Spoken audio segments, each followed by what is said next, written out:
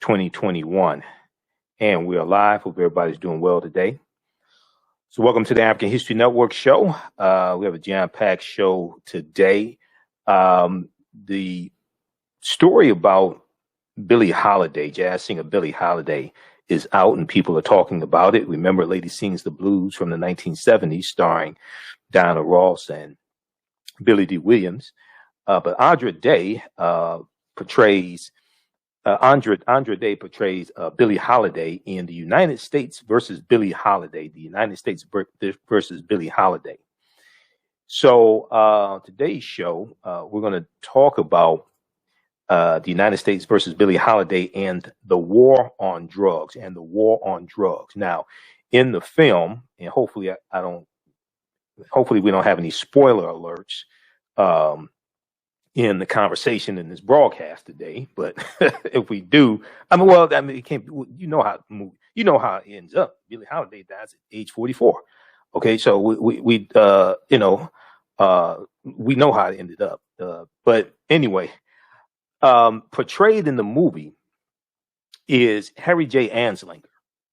Harry J. Anslinger was the first chairman of the Federal Bureau of Narcotics. And you've heard me talk about Harry J. Anslinger on this show numerous times in the past, because Harry J. Anslinger is one of the main reasons why marijuana was made illegal in 1937, because of the marijuana prohibition tax. And even though I'm not a Lee Daniels fan, if you watch my show, you've seen my broadcast in the past, you know that. This movie, I think, is something that everybody should see. And the reason why is because it ties into a lot of history. Lee Daniels is the director. You know, I'm not a fan of Precious or The Butler or definitely not Empire. But because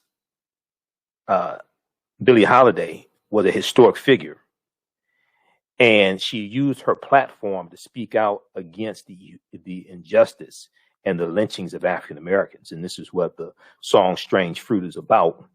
And the United States government saw her, especially Harry J. Anslinger, who was a white supremacist bigot who hated African Americans, who used the N-word frequently, because he deemed her such a threat. They brought her down. He had her set up. They brought her down. So we're going to talk some about this, and this film ties directly into history, and it ties into the history of the war on drugs. And I did a presentation in 2016 dealing with the history of the war on drugs, going back to Richard Nixon's war on drugs that was declared June 17th, 1971. Okay, I know a lot of people think mass incarceration started with the 1994 crime bill. I don't know where the hell you got that from. That's just blatantly false. That means you don't understand history, because the U.S. prison population quadrupled from 1970 to 1993. So I don't know where people got that nonsense from. But when we deal with the war on drugs, it's rooted in racism. And doing my research, preparing for my presentation I did in 2016, dealing with the history of Richard Nixon's war on drugs, as long as white people were using these drugs, it wasn't a problem. The problem came when African Americans started using the drugs, when the Chinese were using the drugs. Now, all of a sudden, now they want to pass new laws to restrict the drugs, and they want to criminalize it. Okay?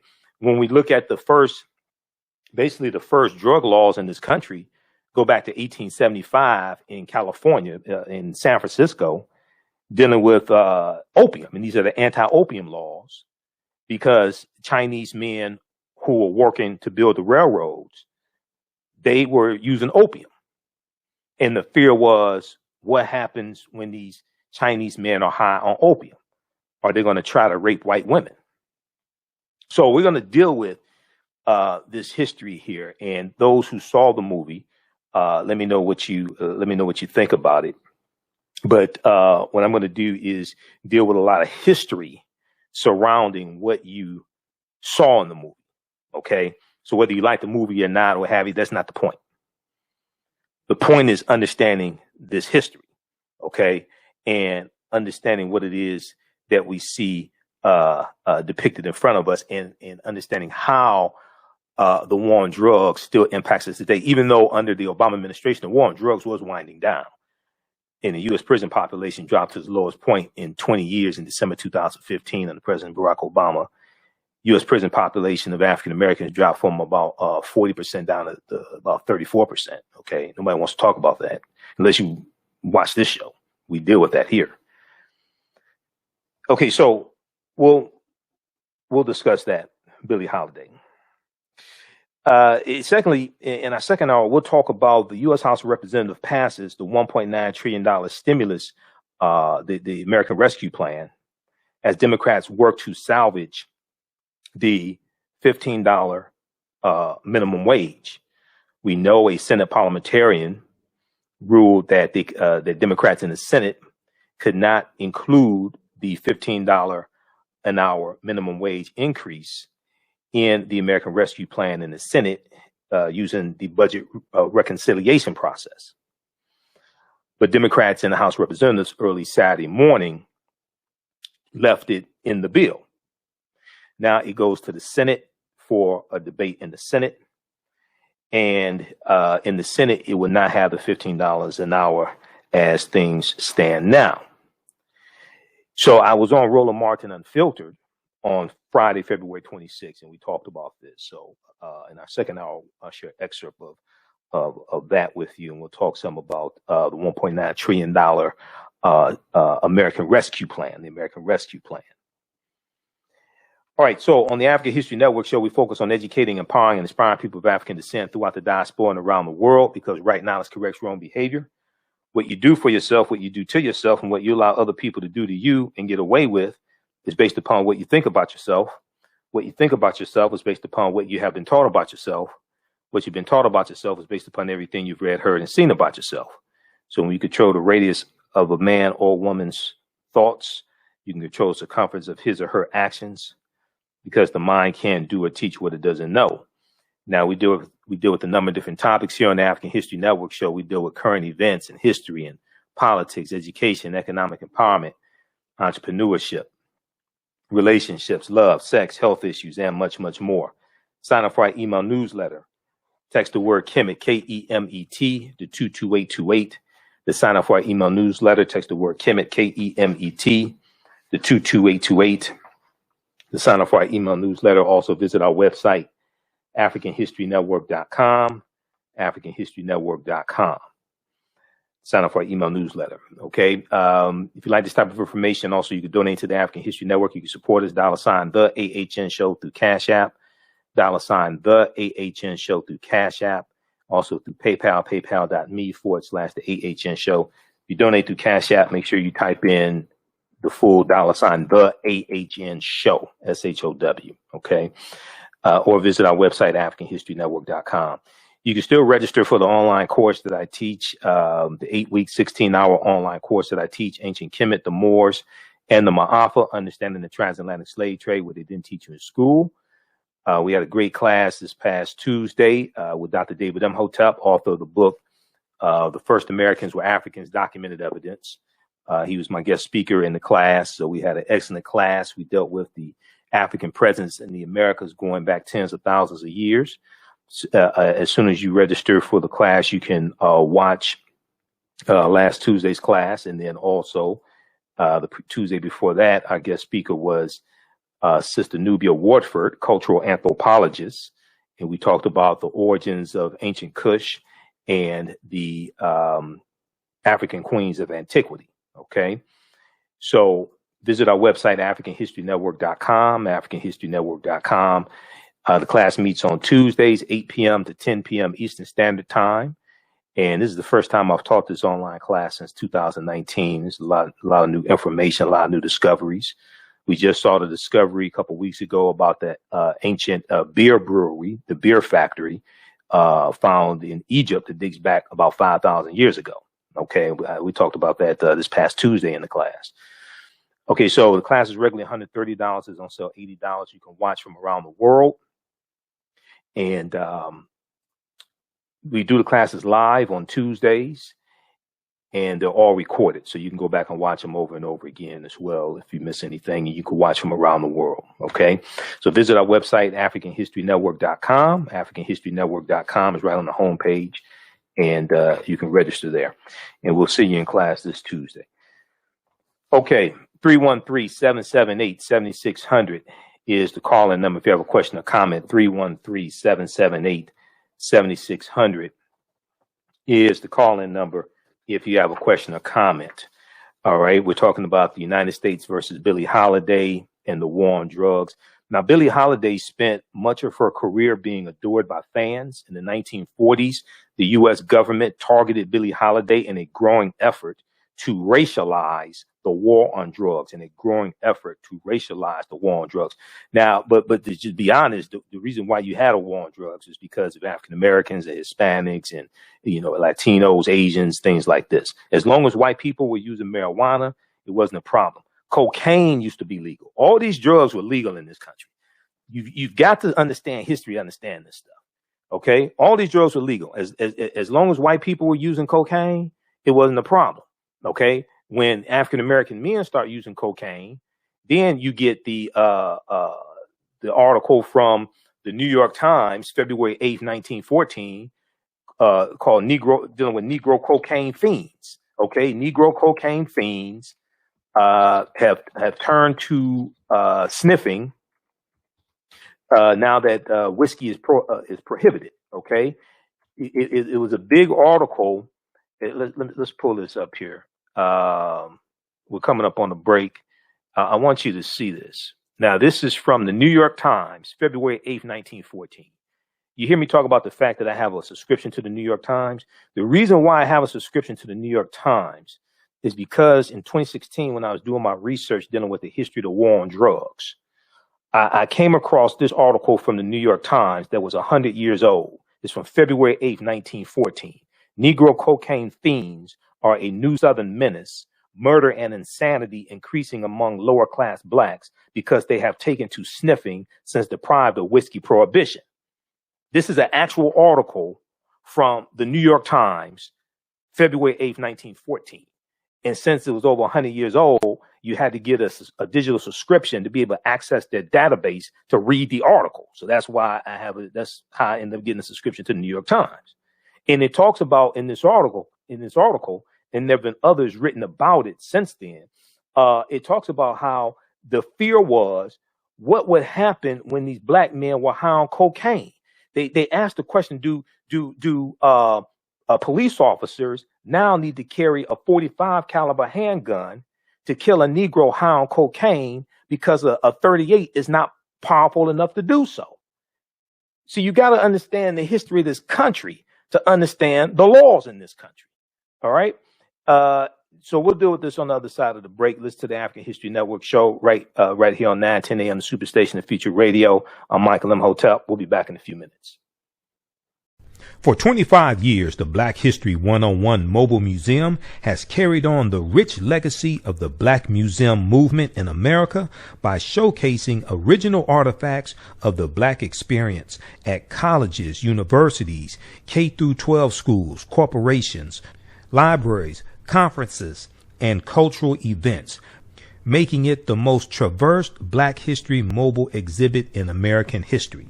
Dr. Khalid El Hakim is the founder of the Black History 101 Mobile Museum, and he is a highly sought-after public speaker on topics of Black history, social studies, education, museum studies, hip-hop, and race relations. Dr. Khalid was named among the change makers for NBC Universal's Erase the Hate campaign and listed as one of the 100 men of distinction for Black enterprise. He recently founded the Michigan Hip Hop Archive on the campus of Western Michigan University. The Black History 101 Mobile Museum is currently scheduling in-person and virtual exhibits nationwide. For more information, please contact Dr. Khalid Al-Hakim directly at 313-645-4197, 313-645-4197, or visit their website at blackhistorymobilemuseum.com. That's blackhistorymobilemuseum.com. You can also email him at bhistory101@yahoo.com, bhistory101@yahoo.com.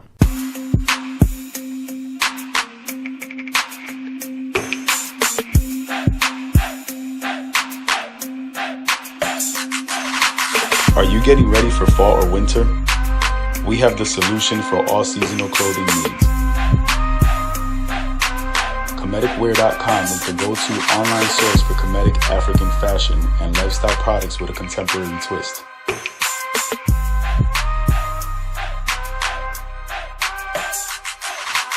We're committed to offering unique styles reflecting our African heritage.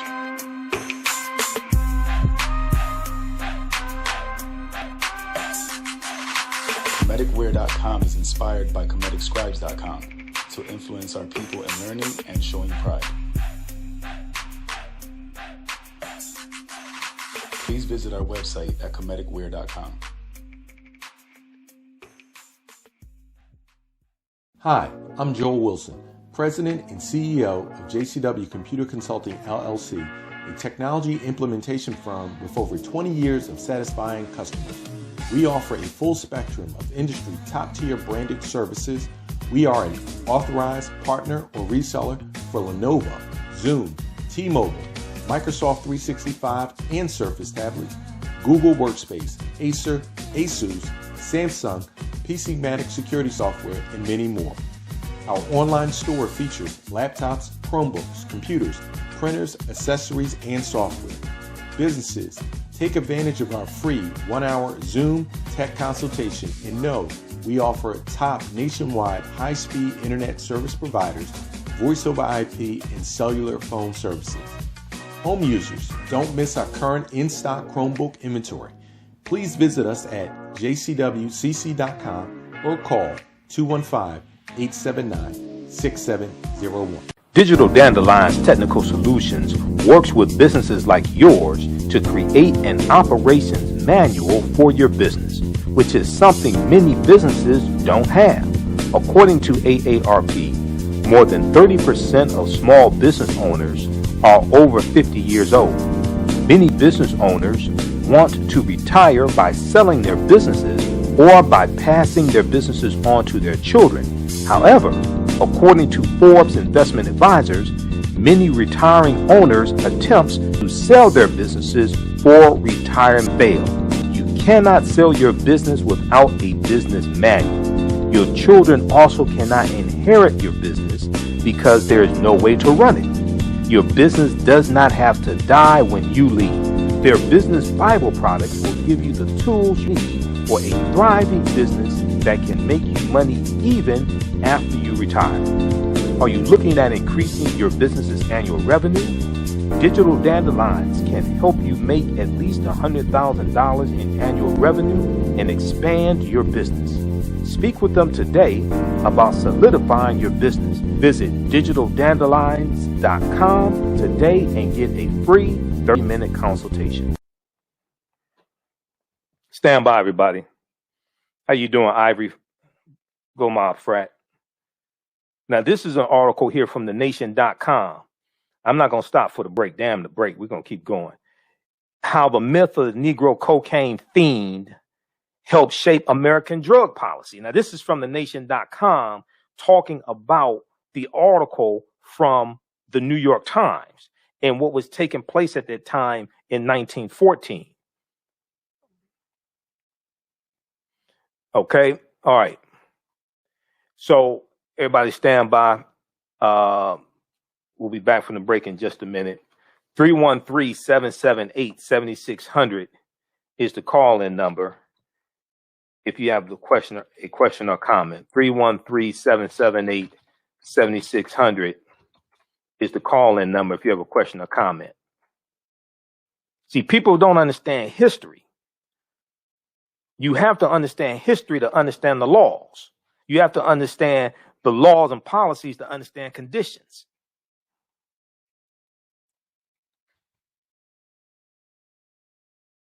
Okay, we'll be back from break in 2 minutes. I got to get ready for this next segment here. Welcome back to the African History Network show right here on 910 AM, the Superstation Future Radio. Here, I'm your host, Brother Michael Imhotep. It is Sunday, February 28th, 2021, and we are live. Hope everybody's doing well. Calling number is 313-778-7600. 313-778-7600 is the calling number if you have a question or comment.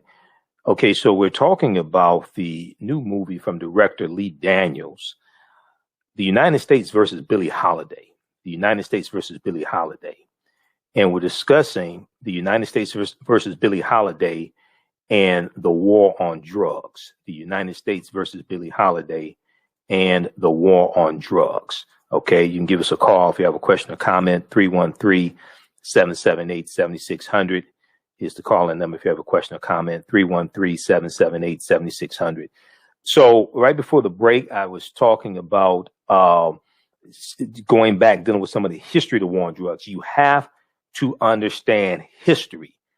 You have to understand the historical events, the policies, the ideologies that brought us to where we are today. If you don't understand the laws, you don't understand what's going on today. All this is rooted in racism. Racism is a system of advantage and privilege distributed based upon race. Racism is a system of advantage and privilege distributed based upon race. Racism occurs when one race of people control the majority of the wealth, power, resources, benefits, privileges, land, access to education, access to opportunity, and they use that to marginalize, subordinate, and do harm to another race of people. Okay, this comes out of the ideology of European white supremacy, and this is for the purpose of preserving genetic white survival on a planet that's less than 10% European. This is what you have to understand, okay? And the reason why African Americans understanding our history is so important is because of people's history and culture teaches them how to deal with the problems of the past in the present and the future to meet the needs of the community. A people's history and culture teaches them how to deal with the problems of the past in the present and the future to meet the needs of the community. Okay, so we're going to go to clip one in just a second here, Jalen. The interview with Lee Daniels. We'll go to that in just a second. So Billie Holiday spent much of her career being adored by fans in the 1940s. The U.S. government targeted Billie Holiday in a growing effort to racialize the war on drugs, ultimately aiming to stop her from singing her controversial ballad Strange Fruit, which is about the lynchings that were taking place in this country. All right. And it's important to note, as we talked about a couple of weeks ago when we talked about Auschwitz in Poland and the anniversary of in World War II, the troops liberating the prisoners, the Jewish prisoners of the Holocaust in Auschwitz, liberating them. Hitler patterned the Nuremberg laws in Nazi Germany. He patterned those laws after the segregation and Jim Crow laws here in the U.S. But they didn't. But Hitler felt that the Jim Crow segregation laws here in the U.S. did not go far enough. All right. You have to understand how all this history is connected. So, jazz legend Billie Holiday poured her heart into each song, making each one her own with her distinct style. Now, Andra Day, I think, did a fantastic job portraying Billie Holiday.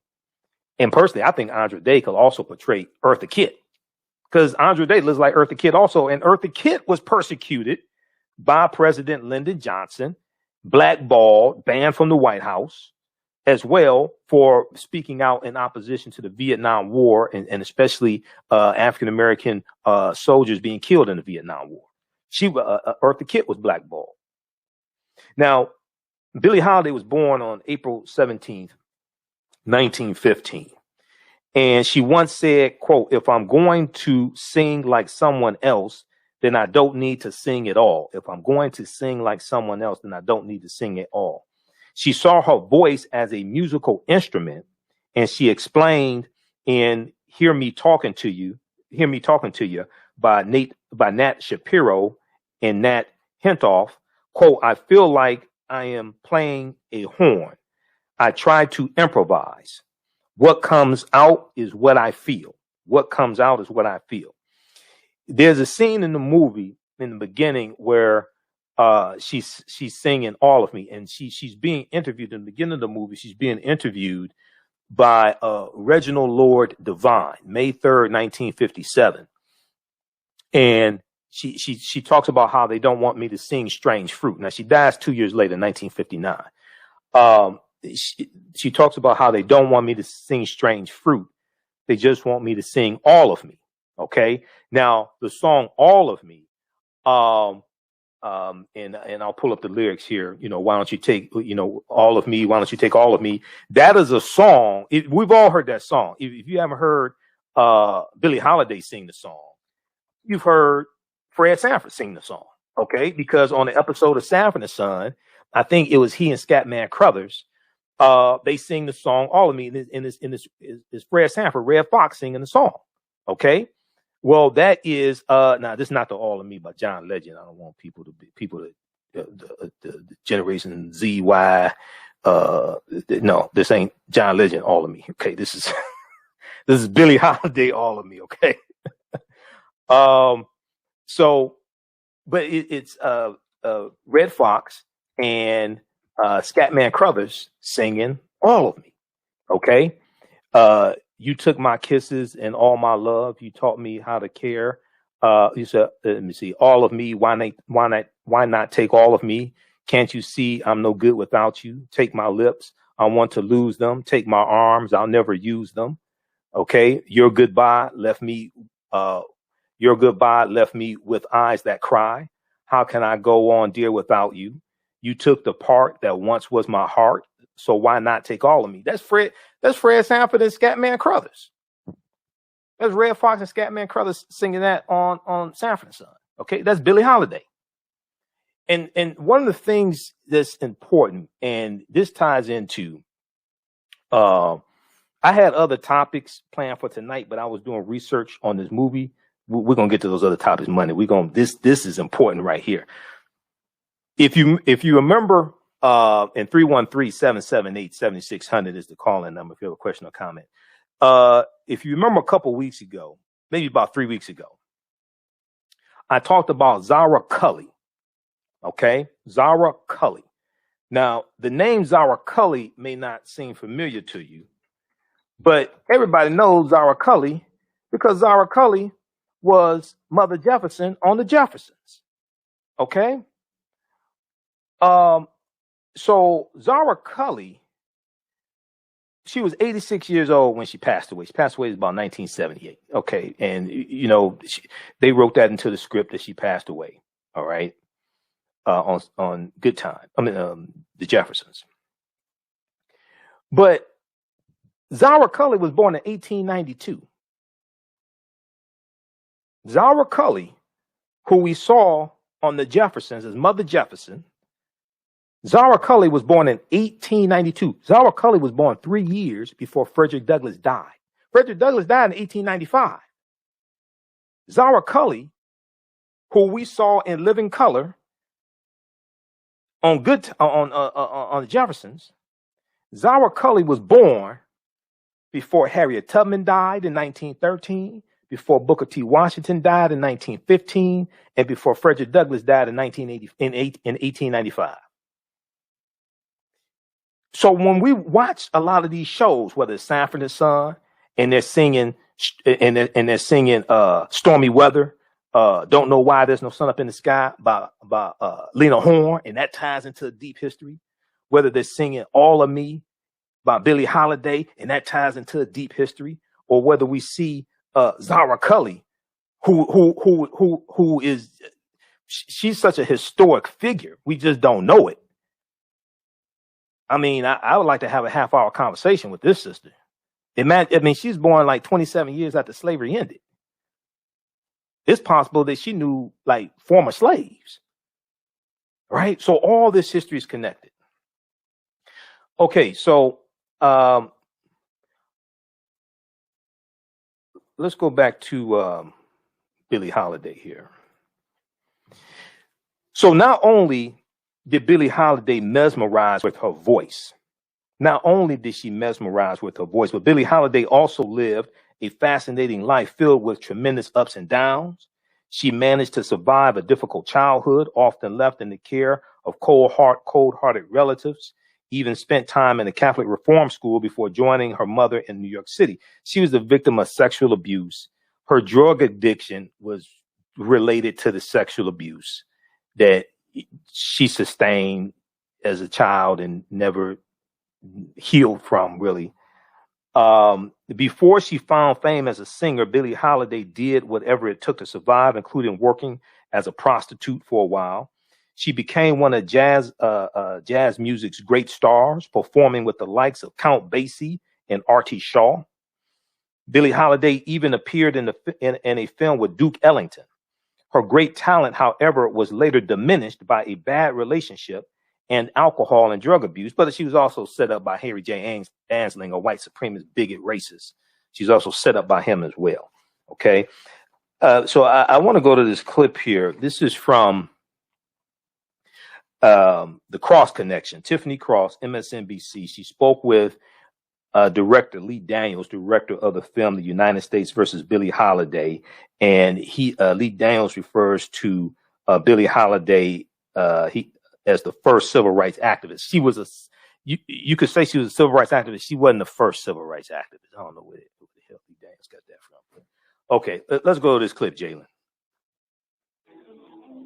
What is the government's problem with Billie Holiday?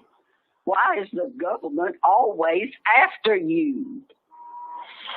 My song, Strange Fruit. It reminds them that they're killing us. Well, why don't you stop singing the damn song? Wouldn't your life be easier if you just behaved?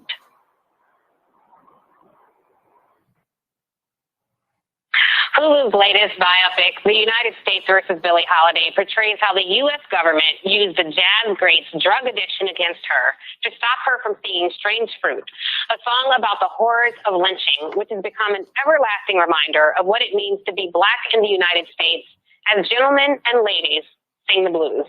Joining me to discuss this amazing film is the director of The United States versus Billie Holiday, the amazing Lee Daniels. Lee Daniels, I'm so thrilled to have this conversation with you. I was obsessed with Billie Holiday when I was younger, and I watched Lady Sings the Blues maybe over 100 times. So you bringing this unique perspective of her life to film is so awesome, and I think you're an artistic genius. So tell me, what was the most challenging thing about bringing this film to life? Tiffany, like you, I was a kid when I saw Lady Sings the Blues, and it affected me deeply. I think I know that is the reason why I am doing film today, because I'd never seen Black people so elegant, and the music, and Diana Ross at her height, and Billy Dee Williams, Richard Pryor. But I think that that's what Black people needed, at the time. We needed to see that. My parents needed to see that.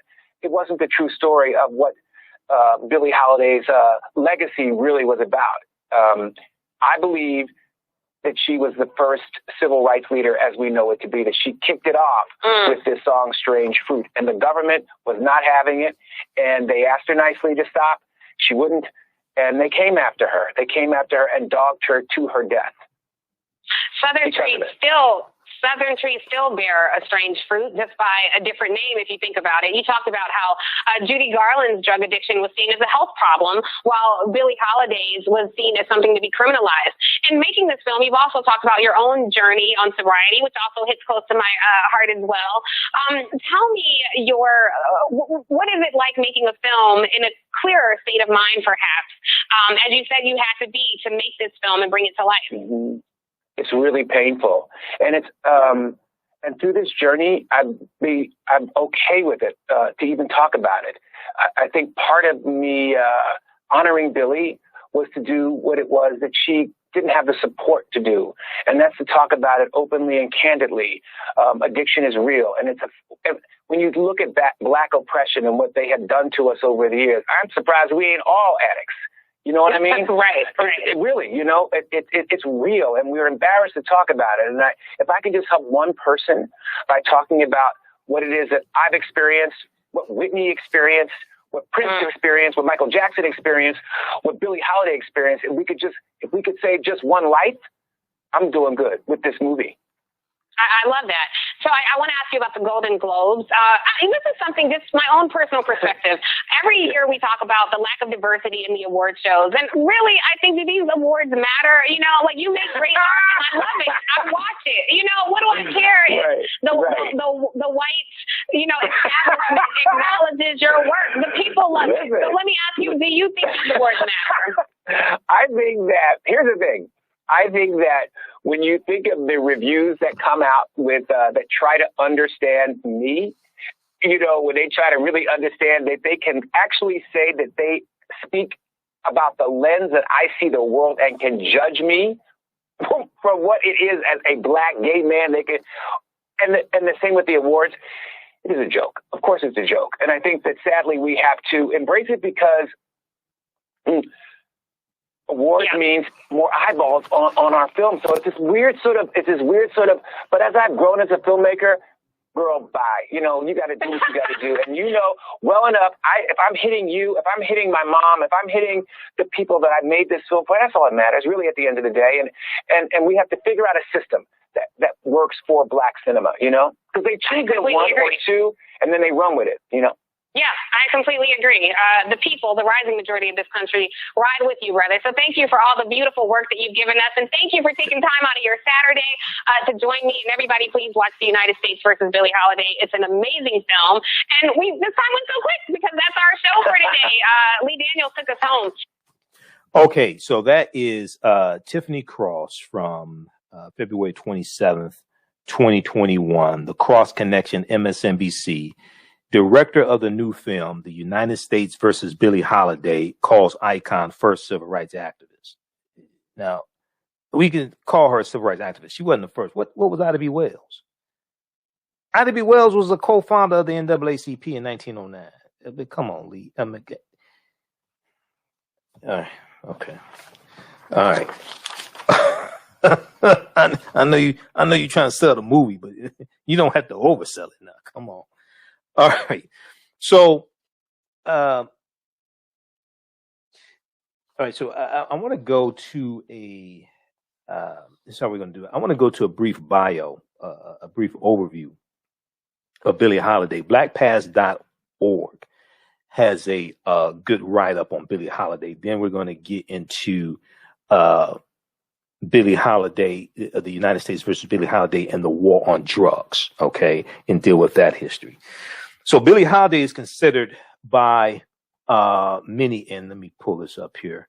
Look at the lyrics to All of Me, because a lot of this stuff, when you start tying what we see in some of these shows from the 70s and things like this, right? And this is one of the things I like to do. I like to tie all that into history, because there's history in all of this, okay? And a lot of the things that we see on television, even though some of it is nonsense, and there are some nonsensical things on Sanford and Son. I've been critical of that, but there's also things. I mean, there's an episode of Sanford and Son where you remember when Lamont was choking a white woman in the living room, right? That they were rehearsing Othello. So then Lamont says Othello was a Moor. Okay, so they put that right into the show, and then that deals with the history of the Moors in Europe, taking the teachings from ancient Egypt, ancient Africa into Europe, bringing Europe out of the Dark Ages. All right. And that was a mistake that they did that, but still, it's history. Okay. So Billie Holiday is considered by many critics, and we'll go to the phone lines in just a minute, and fans to have been one of the most important jazz vocalists of the 20th century. Her difficult life of poverty, abusive relationships, and drug abuse helped give her voice a deep, raw emotion that was expressed in the music she sang. Now, Billie Holiday was born Eleanora Fagan, Fagan, Eleanora Fagan, on April 7th, 1915 in Philadelphia, Pennsylvania. She was born to teenaged, unmarried parents. Her mother's name was Sarah Julia Sadie, was her nickname. Fagan, Sarah Julia Fagan, and her father's name was Clarence Holiday, Holiday. Not long after Eleanor Fagan's birth, Billie Holiday's birth, her father, Clarence Holiday, abandoned his family to pursue a career as a jazz, banjo, and guitar player. Because her mother worked as a maid on passenger railroads, Billie Holiday was raised by her half-sister's mother-in-law, Martha Miller. Billie Holiday frequently skipped school and was often brought before juvenile court. By age 11, Billie Holiday had dropped out of school. After she fought off an attempted rape in 1926, she was held in protective custody and released in 1927 at the age of 12. By the age of 14, Billie Holiday was a prostitute in New York's Harlem. After a brief period when she and her mother were in jail for prostitution. Okay? After a brief period when she and her mother were in jail for prostitution, Billie Holiday escaped that life by singing in Harlem nightclubs. She changed her name, choosing her first name, Billie, after a favorite movie actress, Billie Dove, Dove, and adopting the surname of her absent musician father, Clarence Holiday. Now, in 1933, record producer John Hammond heard Billie Holiday sing and arranged for her to make her debut recording in November of 1933 at the age of 18 when the Benny Goodman Band, okay, who white people call the King of Swing, Benny Goodman, okay, Count Basie was really the King of Swing. Or you may say Duke Ellington, but they call Benny Goodman the King of Swing, like they call Elvis Presley the King of Rock and Roll. There was an article. It's so many articles that I posted dealing with history. We can't get to all of them on the show, but there was an article I posted a few days ago talking about Big Mama Thornton. And Big Mama Thornton was the one who originally recorded Hound Dog. And she basically got pushed to the side once Elvis Presley recorded Hound Dog. Okay. And Elvis Presley, his gyrations and things like that. Now, to me, it looked like Elvis Presley was having a fit.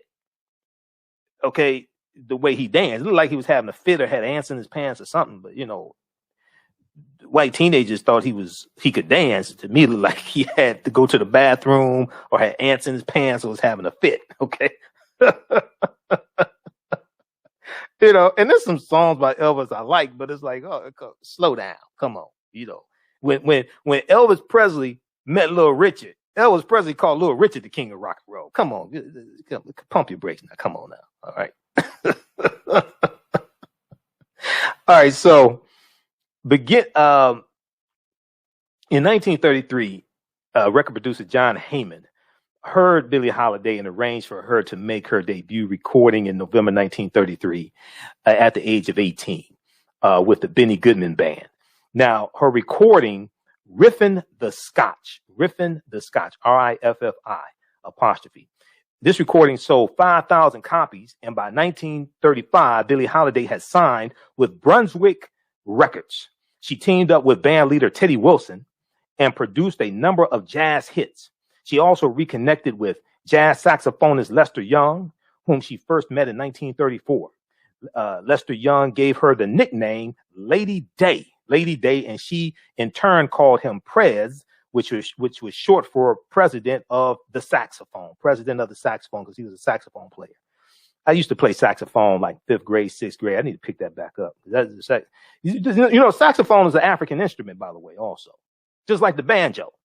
Okay, they have their origins in Africa. I need to start playing the saxophone again. Now, beginning in 1937, Billie Holiday worked with Count Basie, and by 1938 with Artie Shaw, becoming the first African-American woman to sing, African-American female singer to tour with a mostly white band.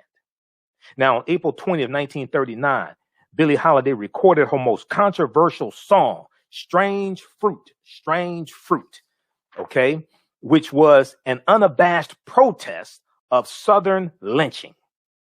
It became her second biggest selling record, but it also prompted a visit from the FBI.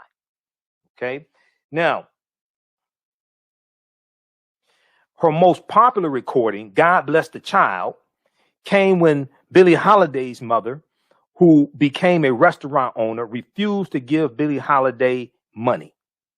Billie Holiday reportedly stormed out of the restaurant saying, God bless the child that's got his own. And you remember the TV show Rock, okay? And they would play that song on Rock, and the theme song, God bless. So it was like the first few seasons. Then when En Vogue sung the theme song, then they changed the theme song. But remember on some early episodes, early seasons of the TV show Rock, God Bless the Child That's Got His Own by Billie Holiday. They played that song. See, all this stuff is like right there. You see these little elements in TV shows, sitcoms, things like this. So when we see these elements that tie into history, we have to connect all of this together. Okay, so her most popular recording, God Bless the Child, came when Billie Holiday's mother refused to give her any money. Her mother became a restaurant owner.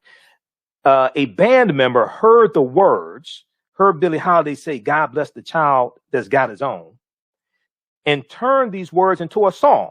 And Billie Holiday recorded the song in 1940. God Bless the Child became Billie Holiday's only million-selling record. God Bless the Child became Billie Holiday's only million-copy selling record. After 1940, Billie Holiday moved away from jazz and began to record ballads such as Lover Man, Don't Explain, and Good Morning Heartache. She performed at venues such as a sold-out Carnegie Hall in 1948, and later that year starred in a Broadway musical titled Holiday on Broadway. Yet her success was not enduring. After recounting the misery in her personal life in song during this period from several abusive husbands, she expressed her emotions in her voice and created extraordinarily powerful recordings against a background of despair and depression. Her addiction to heroin, however, sent her life in a rapid downward spiral in the late 1940s. She was repeatedly arrested and eventually lost her cabaret license in 1950. Now, Billie Holiday's last major hit was Fine and Mellow. It was released in 1957. By that point, the years of addiction had taken a toll on Billie Holiday's body and her voice. 44-year-old Billie Holiday died on July 17th, 1959 of cirrhosis of the liver at Metropolitan Hospital in New York City. Okay. Now, in the movie, when the movie opens up, is May 3rd, 1957, and she's being interviewed by Reginald Lord Devine, 1957. That's the same year of her last major hit, Fine and Mellow. Okay. Check this entry out here from blackpast.org, blackpast.org. Billie Holiday, 1915 to 1959. Blackpast.org has about 6,000 pages of articles dealing with African history and African American history. Okay, let's go to the phone lines. Let's go to John, line 1. John, welcome to the African History Network show. Thanks for holding. Tell us where you're calling from, John. Well, I'm calling from the east side of Detroit, Hopefully. Thank you for taking my call. All right, no problem. I want to do a rep and check with you. You said this movie's going to come out when? It's already out. It's on Hulu. It's on Hulu, the streaming service. It's already out. Okay. It just came out. Is it in a place that you can go buy the tapes or so forth, or the tapes and movies? I don't think you could do that. I think that's illegal, John. But Okay. but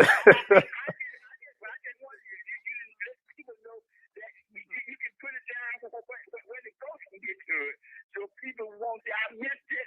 I'm sorry, I didn't see it and all that stuff. Right. Right. You were speaking,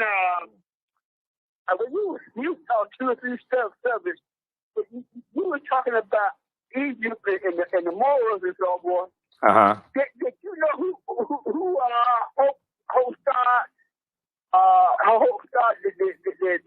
overflows, the Moors in Egypt, You said did okay. Your voice is a little muffled, John. You said now. What about the Moors in Egypt? What'd you say now? I said, did you realize that when they was in the heyday, and they were controlling a lot of Egypt and so forth, and did you know who the East overthrow them and so forth? And what that country name that they bombing down? What that country name over there now? When the Al Qaeda and all of them was going over there tearing down them. You talking about Afghanistan? You talking about Afghanistan? No, the other place. Iran or Iraq? What are you talking about? Iraq. That's right, Iraq. Okay. And you know, they were the ones that hope Egypt overthrow the Moors and so forth. And they considered them white, but they didn't never on the purity and so forth. And so I just wanted to express that knowledge and so forth, what I learned about them. And the people over there when they were going to tear down those statues and all them, they had a lot of problems with the Europeans. Had a lot of problems with them tearing it down because they said that was a lot of fake and so forth, fake and so forth. That wasn't the true history of rats and so forth. Okay. And so I just want to know that when you familiar with it. So I will keep listening because you bring up a lot of stuff, good service and so forth. And thanks for the program about Miss Billie Holiday because I definitely want to see that movie and so forth. Right. Okay, John. All right, John. Thanks for calling. All right. Okay. Let's continue here. We're coming up on a break here in just a minute. So I want to keep going before the break. Okay, 313-778-7600 is the calling number. If you have a quick question or comment, 313-778-7600 is the calling number. Okay, let's see. Why isn't this coming up? All right, we'll pull up this picture once again here. When we come back, we're going to continue this discussion and we're going to get into some history dealing with Harry J. Anslinger and the war on drugs. Okay, Harry J. Anslinger, who declared war on Billie Holiday. Okay, and this ties into the history of the war on drugs, and it deals with racism as well. And we have to understand that racism is a system of advantage and privilege distributed based upon race, coming out of the ideology of European white supremacy. So, okay, I have to see why this picture is not coming up, but we'll deal with this on the other side of the break. All right, so check out that article from blackpast.org. All right, now there's a good article from biography.com that deals with Billie Holiday and how the government targeted the Strange Fruit singer with drug arrests. Billie Holiday and how the government targeted the Strange Fruit singer with drug arrests. Okay. We'll talk about that on the other side of the break. Listen to the African History Network show right here on 9:10 a.m. Superstation, WFDF. I'm your host, Brother Michael Imhotep. We'll be back in a few minutes.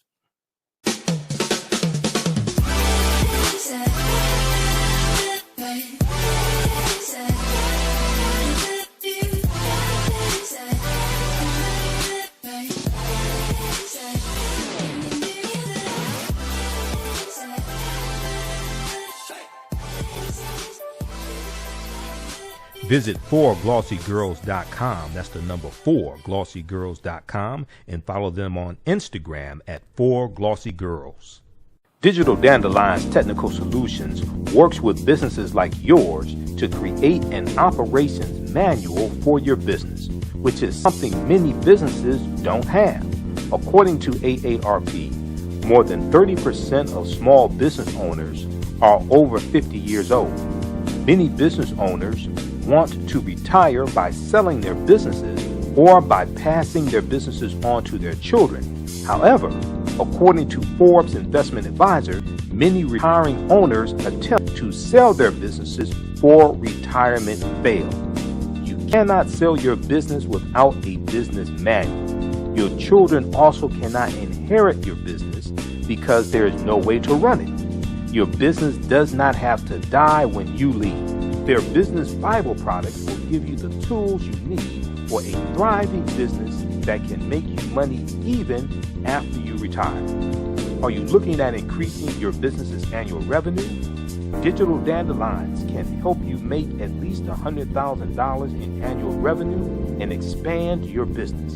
Speak with them today about solidifying your business. Visit digitaldandelions.com today and get a free 30-minute consultation. We all know the cannabis industry is headed toward an uprise in the past decade. What happens when there is a brand that brings this uprise in a blow? The cannabis industry welcomes her uprise. Hustle her hemp. Delivering excellence with pride is her watchword, and how you choose to embrace it makes it a priority. From cultivating rich cannabis into exquisite and tastefully finished CBD products to delivery, Hustle Her Hemp leaves no stone unturned. Hustle Her Hemp's mission is to empower women of color by building business and creating legacies, uniting beauty, health, and business. We are a pure definition of how we want the CBD industry to become in the future. While we are redefining innovation, we bring the same energy to improving the quality of life. Hustle Her Hemp is the new uprise.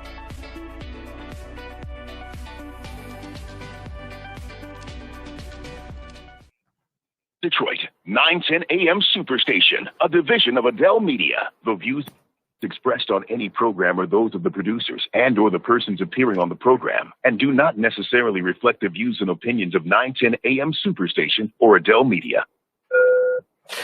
Welcome back to the African History Network show right here on 910 AM Superstation, the Future Radio. Hey, I'm your host, Brother Michael Imhotep. It is Sunday, February 28th, 2021.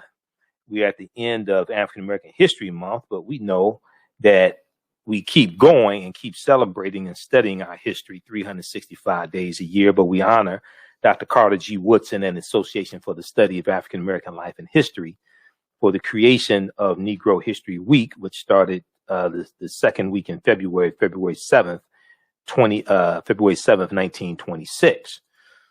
Okay, so in our first hour, we talked about the movie, The United States versus Billie Holiday, and we talked some about the war on drugs, the United States versus Billie Holiday and the war on drugs. Okay, we're going to continue this discussion here, and I'm going to share some more articles with you, some more history that ties into this. There was a article that I saw from thegrio.com. Really good article from the Griot. Andra Day on trauma of portraying Billie Holiday. I hated myself in the moment. Andra Day, who portrayed Billie Holiday. Of portraying Billie Holiday, I hated myself in that moment. The Grammy-nominated singer opens up about her starring role in the United States versus Billie Holiday. Okay, so we'll try to squeeze that in as well. Now, there was a... So many people saw Lady Sings the Blues, right? And I'm going to pull up some information here dealing with that. Because some of these same people we saw portrayed in Lady Sings the Blues. Okay, so Billy D. Williams was Louis McKay. Virginia Capers was Billie Holiday's mother. Let's see. Just a second here. I'm looking at this. Go to imdb.com and look up Lady Sings the Blues, okay? And you can start making the connection between some of the actors and who they portrayed. Scatman Crothers was in Lady Sings the Blues. He portrayed Big Ben, and we know Scatman Crothers and Red Fox, they were singing All of Me on an episode of Sanford and Son, which was sung by Billie Holiday. So there was an article from biography.com, dealing with Billie Holiday. And this one is Billie Holiday, how the government targeted the strange fruit singer with drug arrest. Billie Holiday, how the government targeted the strange fruit singer with drug arrest. Okay, and let me pull this back up here. So in 1939, Billie Holiday rode the service elevator in the Midtown Manhattan hotel on her way to sing on stage. Of course, the hotel had a front door, but Billie Holiday was not allowed to use the front door because she was African American. Little did she know this. Little did she know this was just the beginning of the troubles that will follow her that night. This is in 1939.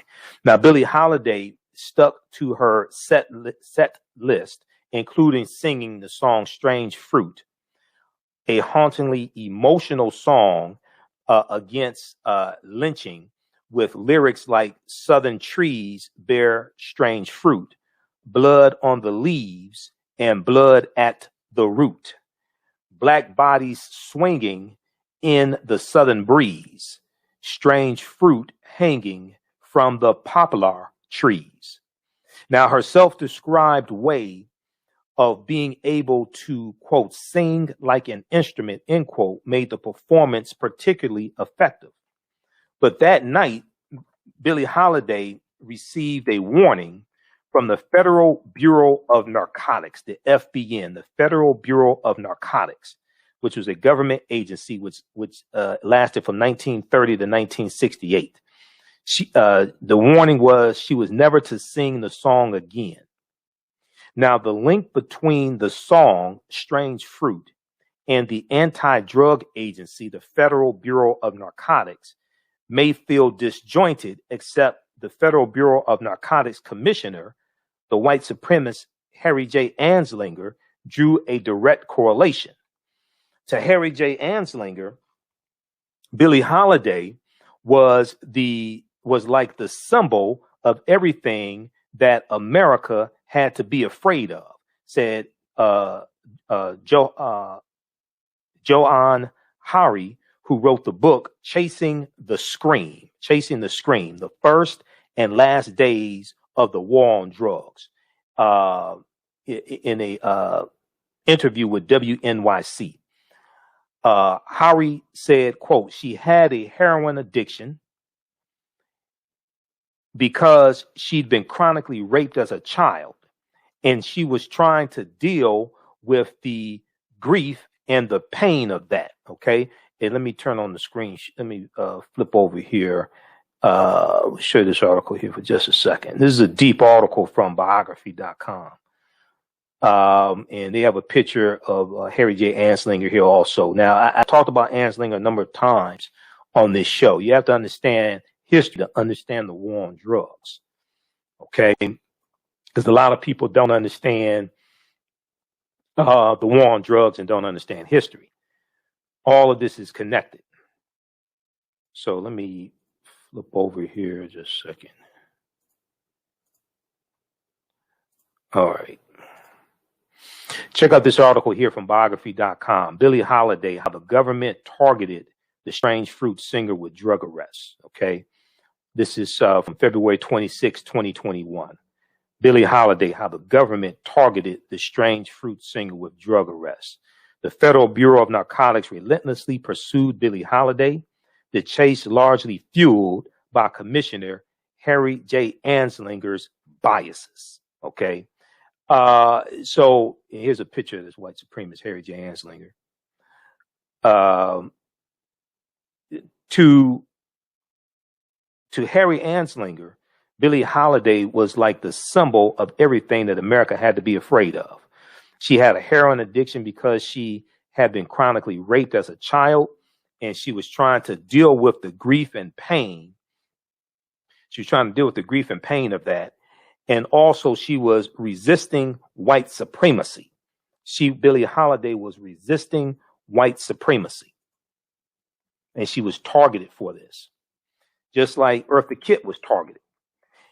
And when she insisted on continuing on her right as an American citizen to sing strange fruit, Harry J. Anslinger resolves to destroy her. Now, Anslinger was widely known as an extreme racist in the 1920s. When Harry J. Anslinger first took on the role in the new agency that was part of the Treasury Department, he was determined to eradicate all drugs everywhere. He had previously been part of the Department of Prohibition, but since the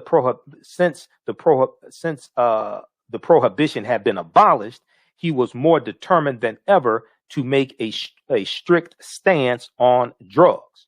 All right. Now, let me bring back up the picture of Lady Day. So it's important also to understand the impact of the story from the New York Times that I showed you from February 8th, 1914. Negro cocaine fiends are a new Southern menace. And let me show you this quickly here for those just tuning in who didn't see this in the first half. This is a historical article from the New York Times from February 8th, 1914. This is exactly 1 year before the movie The Birth of a Nation came out, and the movie The Birth of a Nation rejuvenated the Ku Klux Klan.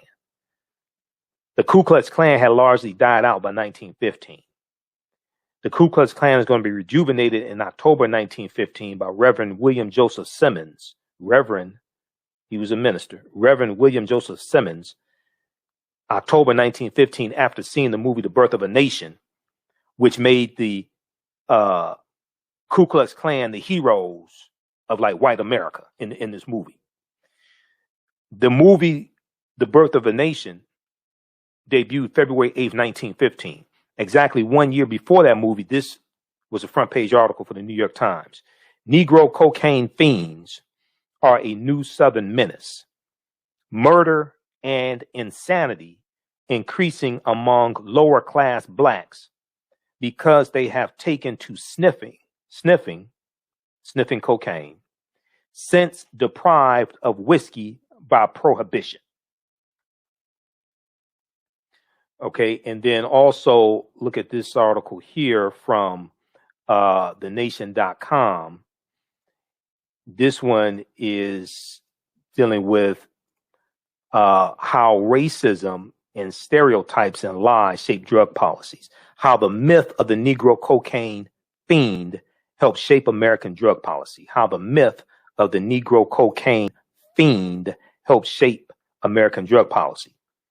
And then you're going to see, as I lay this out with Harry J. Anslinger, you're going to see how Harry J. Anslinger lied in his testimony in front of Congress in 1937, which led to marijuana being made illegal, which led to marijuana being made illegal. This is why when I hear people, and I've talked about this here before, when I hear people say, oh, marijuana shouldn't be made legal, things like this. No, the first question you have to ask is, why was marijuana made illegal in the first place? Because it used to be legal. Cannabis and hemp, all that stuff, that was legal for decades. Why was it made illegal? It had nothing to do with, it causes brain damage. That wasn't why it was made illegal. No. It was a war on jazz singers. It was a war on jazz music. It was a war on African Americans and Mexicans. It's white supremacy and racism. And if you do not understand European white supremacy and racism, what it is and how it works, everything else that you think that you understand will totally confuse you, as Dr. Francis Cress Welsing and Neely Fuller correctly taught us. So how the myth of the Negro cocaine fiend helped shape American drug policy. In 1914, a racist fiction helped sell one of the nation's first drug laws. 100 years later, it's still with us. This article by Carl L. Hart is from January 29th, 2014. So this is one of the articles that I was reading when I was doing my research dealing with the history of the war on drugs for my presentation that I did in 2016 dealing with the history of Richard Nixon's war on drugs and how Richard Nixon's war on drugs was a war on the African American community. Okay, once again, people want to talk about mass incarceration. Mass incarceration goes back to the early 1970s. That's where you see the prison population starting to increase. Before then, there was relatively low prison population. That don't have nothing to do with the 13th Amendment. That's more BS that people don't understand. 13th Amendment is 1865. Why the hell did it take 106 years for mass incarceration to take off if the 13th Amendment was written to re-enslave African Americans and create mass incarceration, all this stuff? No. I'm Dr. Darrell Scott, history professor at Howard University, who teaches a class on from slavery to mass incarceration, and has been speaking out about this whole 13th. He calls them the 13thers, who think that the 13th Amendment created a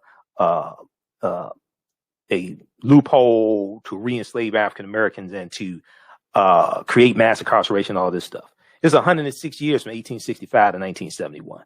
He sent me an essay that he just wrote. I've been trying to interview him. So he said, I've been trying to interview him for some months, but he said, he's contacting me because he's ready for an interview, because we're going to put the history out to dispel all these myths. This is one of the problem. I like Ava DuVernay, but her documentary 13th is extremely flawed. It's historically flawed because her whole premise is flawed. All right, so Harry J. Anslinger was widely known as an extreme racist in the 1920s. When Anslinger first took on the role in the new agency that was part of the Treasury Department, he was determined to eradicate all drugs everywhere. He had previously been part of the Department of Prohibition, but since the prohibition had been abolished, the prohibition of alcohol, since that had been abolished, he was more determined than ever to take a strict stance on drugs. All right. Now, and see the whole thing with prohibition. Okay. That was targeting, the Ku Klux Klan was for prohibition. And there's a documentary on it's either the American Heroes Channel or the History Channel. It's a documentary I saw that dealt with how the Ku Klux Klan gave rise to the mafia. And it dealt with how the Klan, who's made up of white Anglo-Saxon Protestant males. There's a whole history about Anglos and the Saxons, two Germanic groups of barbarians. And England is named after the Anglos. There's a whole nother history. I don't have time to get into that. But the Klan, they had a problem with alcohol because of, and the beer and things like this, because of who was making it, like the Germans and these other European immigrants that the white Anglo-Saxon male Protestant immigrants had a problem with. So, and by supporting prohibition, this then gave rise to the Italian mafia, the Italian immigrants, but also during prohibition, this is going to give rise to the Jewish mafia. And we know 80% of the illegal alcohol that came into the U.S. came from Canada into Michigan, basically Canada into Detroit, because Detroit, Canada is just right across the Detroit River. Okay, you go down to Hart Plaza, we can look across the water and see Canada. Okay, the Purple Gang, which was a Jewish criminal gang, the Purple Gang controlled the flow of alcohol coming from Canada into the U.S. coming through Detroit. So the Ku Klux Klan supporting prohibition helps to give rise, I'm not saying they created it, but it helps to give rise to organized crime, helps to give rise to the Italian mafia, the Jewish mafia, because it then helps to create this underworld, this black market for alcohol during prohibition. There's a fascinating documentary that dealt with how the Ku Klux Klan gave rise to the Italian mafia, things like this. Al Capone and Frank Nitti, all these guys that you see on the Untouchables TV show. Okay, well, all this history is connected. All right, we're coming up here on a break in just a minute here. Let's continue. Okay, so among Harry J. Anslinger's strategies was his belief that jazz music was a part of the problem. Because originally jazz music was called jackass music, okay? And it was something associated with largely African Americans. Now, quote, it sounded like the jungles. Harry J. Anslinger said it sounded like the jungles in the dead of night. A memo he wrote said, while another said, quote, unbelievably ancient, indecent rites, R-I-T-E-S, of the East Indies are resurrected, end quote. And that the songs, quote, reek of filth. The songs reek of filth. Now, his agents even reported back to him that, quote, many among the jazz men think they are playing magnificently when under the influence of marijuana, but they are actually becoming hopelessly confused and playing horribly, end quote. So he launches this campaign against marijuana. He writes essays, he writes articles. You also have a movie out called Reefer Madness, and they're using the media to then shape the way or reshape the way people think about marijuana to then justify making marijuana illegal, and is largely based upon lies and stereotypes and racism. We'll deal with this on the other side of the break. Listen to the African History Network show right here on 910 a.m. the Superstation and Future Radio. I'm Michael Imhotep. We'll be back in a few minutes.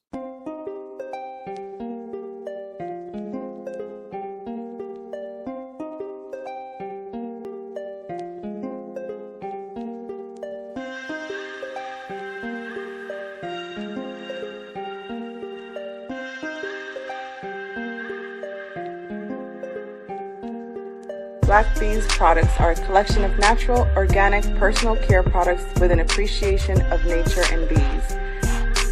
Our philosophy is without bees, we have nothing. We are honoring our Nile Valley ancestors who understood the importance of bees. Black Bees created a high-quality, natural, organic personal care line that would be affordable to everyone. We hope you try and enjoy our Black Bees products line and come back and visit us at blackbeesproducts.com. With blackbusinesstee.com, the messages are clear and meaningful. Keep your business in the black and out of the red. Mind your black business, know your numbers, and plan strategically. Black Business Boss, lead your industry. Support black business. Encourage, patronize, and uplift one another. BlackBusinessTea.com currently has products sold in Detroit, Atlanta, Chicago, and Los Angeles, with proceeds returned to the black community. They have a wide selection of hoodies, t-shirts, mugs, hats, sweatshirts that support black-owned businesses. Visit the website blackbusinesstee.com. That's blackbusinesstee.com. Soul Natural Beauty Products offers organic, plant-based skin and hair care products that will rejuvenate skin and naturally grow and thicken hair. Their whipped shea butter can heal or restore damaged skin cells to prevent hyperpigmentation and skin breakouts. All products are made with organic plant-based ingredients. Their maximum hair growth oil is fortified with organic herbal extracts and undeniably proves that Mother Nature knows best. It thickens, lengthens, softens, and conditions all types of hair. They even guarantee hair improvement within 90 days or a full refund. Their all-natural 24-hour deodorant leaves the body smelling fresh without sweating for up to 24 hours. It does not stain fabric, goes on smoothly, and has a refreshing lavender and frankincense aroma. It can be used by men, women, and even children. Place your order today at soulnaturalbeautyproducts.com. That's soulnaturalbeautyproducts.com, and follow them on Facebook at Soul Natural Beauty Products. Intuitive Design Clothing is an online accessory store that sells one-of-a-kind signature statement pieces for men and women. They also specialize in fashion consultations, closet organization, and decorating small spaces. Are you looking for a statement piece for a special affair, or would you like to add some select pieces to your ensemble of accessories? If you're looking for something different, definitely contact Kathy Norman, owner and CEO of Intuitive Design Clothing. Visit their website, intuitivedesignClothing.com. That's intuitivedesignClothing.com, and you can email her at info@intuitivedesignClothing.com. Intuitive Design Clothing is where every entrance is a grand entrance. All right, welcome back to the African History Network show right here on 910 AM Superstation, the Future Radio. Hey, I'm your host, Michael Imhotep. It is Sunday, February 28th, 2021. It's the last day of African American History Month, but you know, for us, it doesn't stop.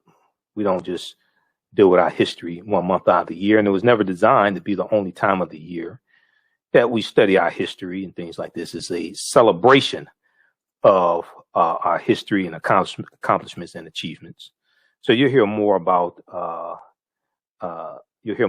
that as well, dealing with African American History Month and this year's annual theme, which is the Black family representation and the Black family representation, diversity, and I'll pull it up here just a second here. Okay, let me pull up this other picture. All right, 313-778-7600 is the calling number if you have a question or comment here. So we're talking about the United States versus Billie Holiday and the war on drugs. In the new movie out about Billie Holiday from director Lee Daniels. It premiered on the streaming service Hulu, and I just renewed my subscription to Hulu. I haven't had Hulu in 3-4 years, but because of this, because I'm talking about it, I renewed my subscription to Hulu. Okay, and Hulu's a good service, but I'm just so busy. And I had Netflix. I let Netflix lapse because I only watch Netflix once a month. So, you know, most of the time I have on MSNBC, and MSNBC is on right now. It's just muted. Okay, so a lot of this stuff, man, I don't have time to watch. But you know, a lot of these historical films, you know, I want to see them. All right.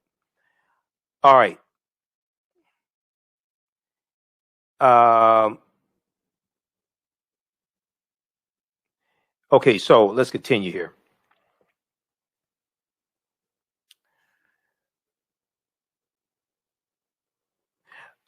Okay, so right before the break, we were talking about Harry J. Anslinger. Now, the reason for Harry J. Anslinger, who was the first chairman of the Federal Bureau of Narcotics, the reason for his targeting of a genre of music came down to his widely known bias. Quote, you have to understand that he was regarded as an extreme racist in the 1920s. Okay. He used the N-word so often in official memos that his own senators said he should have to resign. And in the movie, he's using the N-word freely. Okay. This is how much of a bigot he was.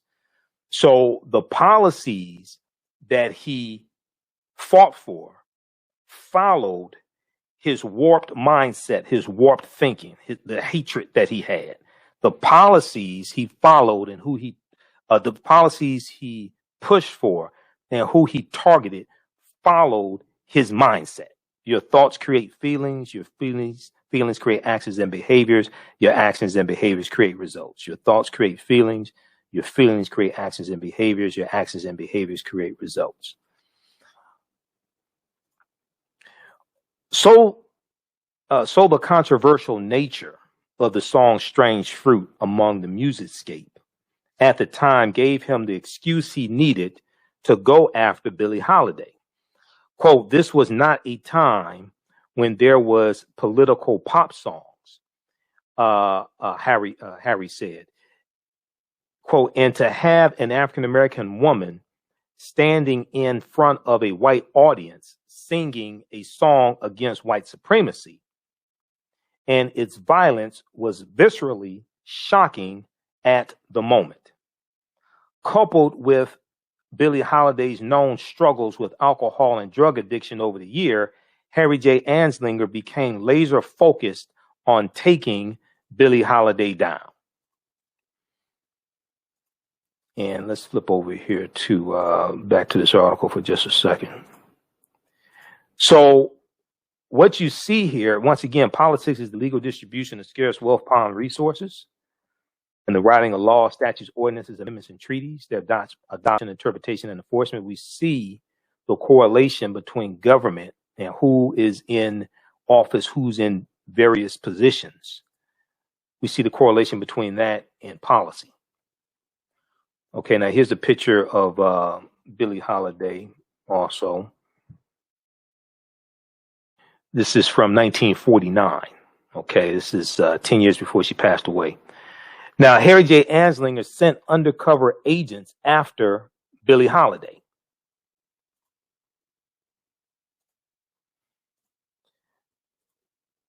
Okay, we'll continue with this here. Just a second. Let's bring that back up.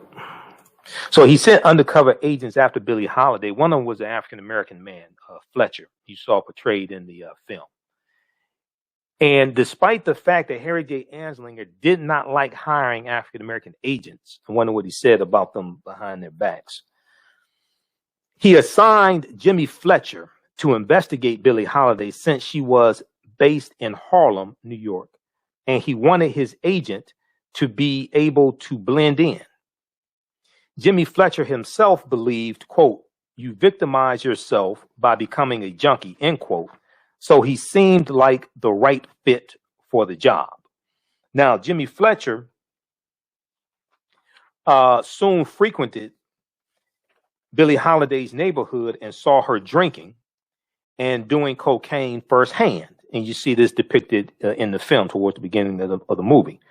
But Billie Holiday noticed him around too and grew to like him. Although Jimmy Fletcher did eventually have to raid her, they grew close and were even seen dancing together at Club Ebony. Quote, I had so many close conversations with her about so many things, Jimmy Fletcher later said, according to Harry, who said the agent fell in love with Billie Holiday. She was the type who would make anyone sympathetic because she was the loving type. Okay, so this is Joanne Hari in an interview with WNYC, author of the book Chasing the Scream, the First and Last Days of the War on Drugs. Chasing the Scream, the First and Last Days of the War on Drugs. Okay, let's continue here.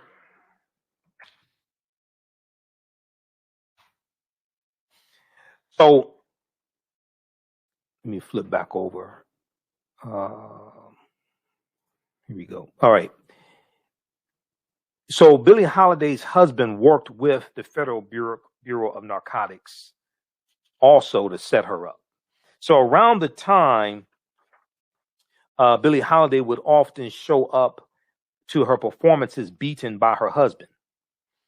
Louis McKay, her husband, Louis McKay, so she eventually cut him off. He was so enraged, even being quoted as saying, quote, I got enough to finish her off, end quote, Mari wrote in Politico.com. Louis McKay went down to Washington, D.C., met with Harry J. Anslinger, and they decided that Louis McKay would set Billie Holiday up. Billie Holiday was caught and put on trial. quote, it was called the United States of America versus Billie Holiday. And that's just the way it felt, Billie Holiday wrote in her autobiography. Despite telling the judge that she simply wanted the opportunity to recover and find, quote unquote, the cure, she was sentenced to a year in prison in West Virginia, where she had to kick her drug habit, but also did not sing a note. When she was released from Alderson Federal Prison in 1947, her license to perform at cabarets was revoked, but that did not seem to faze her. Shortly thereafter, she played a sold-out show at Carnegie Hall, a venue she went on to perform at more than 22 times. Now, even after reportedly being framed, Billie Holiday continued to perform the song Strange Fruit. Now, Harry J. Anslinger wasn't done with Billie Holiday. He recruited Colonel George White, who was a, quote, sensation as the first and only white man ever to infiltrate a Chinese drug gang. And he even learned to speak in Mandarin Chinese, so he could chant their oaths with them, end quote. At a time when Billie Holiday claimed she had been clean for more than a year, Colonel George White busted Billie Holiday at San Francisco's Mark Twain Hotel, saying he found opium in a wastebasket and a heroin kit in the room. It's pretty clear, I think, from reading the historical documents that Colonel George White planted drugs on Billie Holiday that night. Johann Hari said, quote, she's broken and destroyed again. She's really back on the path of addiction, end quote. Now, this time, things didn't quite bounce back. Billie Holiday would go through remission only to be addicted once again, and her career spiraled along with it. But she kept performing through the 1950s, and most importantly, she kept singing the song Strange Fruit. The king of courage, not only that, the kind of courage, not only that she would risk her career and her career mobility, but that she actually risked her life and her freedom because she felt that she had to sing this song. Farah Jasmine Griffin of Columbia University's African American and African Diaspora Studies told NPR, National Public Radio. Now, Harry J. Anslinger continued to pursue Billie Holiday in the hospital. One day in 1959, and this is the same year that she died, one day in 1959, Billie Holiday collapsed and was sent to the hospital. And she feared Harry J. Anslinger was not done with her yet, even after she was diagnosed with liver disease. Johann Hari said, quote, so she's very ill and she goes into heroin withdrawal because she's not given any heroin in the hospital. And Maylie Dufty, Tufty, her friend, managed to insist that she was given methadone, and she began to recover. Obviously, heroin withdrawal is very dangerous if you're extremely physically weak, as she was, end quote. And then Billie Holiday's worry came true. Harry J. Anslinger's team arrested her on her hospital bed. Quote, it sort of was like the last straw that the public or the system could do to her. And I think that really took the heart out of her. Billie Holiday's friend, Alice Verbsky, said, it became clear what was happening, and protests were even held outside the hospital as people carried signs saying, let Lady Day live. Let Lady Day live, referring to her by her nickname, Lady Day. But after 10 days, the methadone was cut off on Harry J. Anslinger's instruction. This is you got to be a vile white supremacist, bigot, racist. Harry J. Anslinger probably would have been storming the U.S. Capitol building January 6th with the other domestic terrorists. After 10 days, the methadone was cut off on Anslinger's instruction. Alice Verbsky, Billie Holiday's friend, said she was in very bad shape. I could see on her face and in her whole condition that she was not well. And on July 17th, 1959, Billie Holiday died. Now, Anslinger reportedly was satisfied, writing, quote, "For her, there would be no more good morning heartache," end quote, Johann Hari wrote. Anslinger has succeeded in his decades-long pursuit to take down Billie Holiday, a task fueled by his own racist, white supremacist views. Now, when it came to Judy Garland and Judy Garland's drug addiction, and Judy Garland, we know, was in The Wizard of Oz and mother to Liza Minnelli. When it came to Judy Garland's drug addiction, a white woman, Harry J. Anslinger told her to take longer vacations. In September 1962, Anslinger was even honored by President John F. Kennedy for his work on the war on drugs. While Billie Holiday unfairly met her end, her legacy and determination transcend today. We're at the point now where we applaud anything like, oh, such and such a person took a stance, end quote. They aren't going to get the hit that Billie Holiday got. They aren't going to go on to prison because they sang a song, right? So I think it's important to remember that she did that when the cost and the consequences were much, much harsher. Okay, she did this at a point in time when the cost and the consequences were much, much harsher. Okay, she had the federal government after her.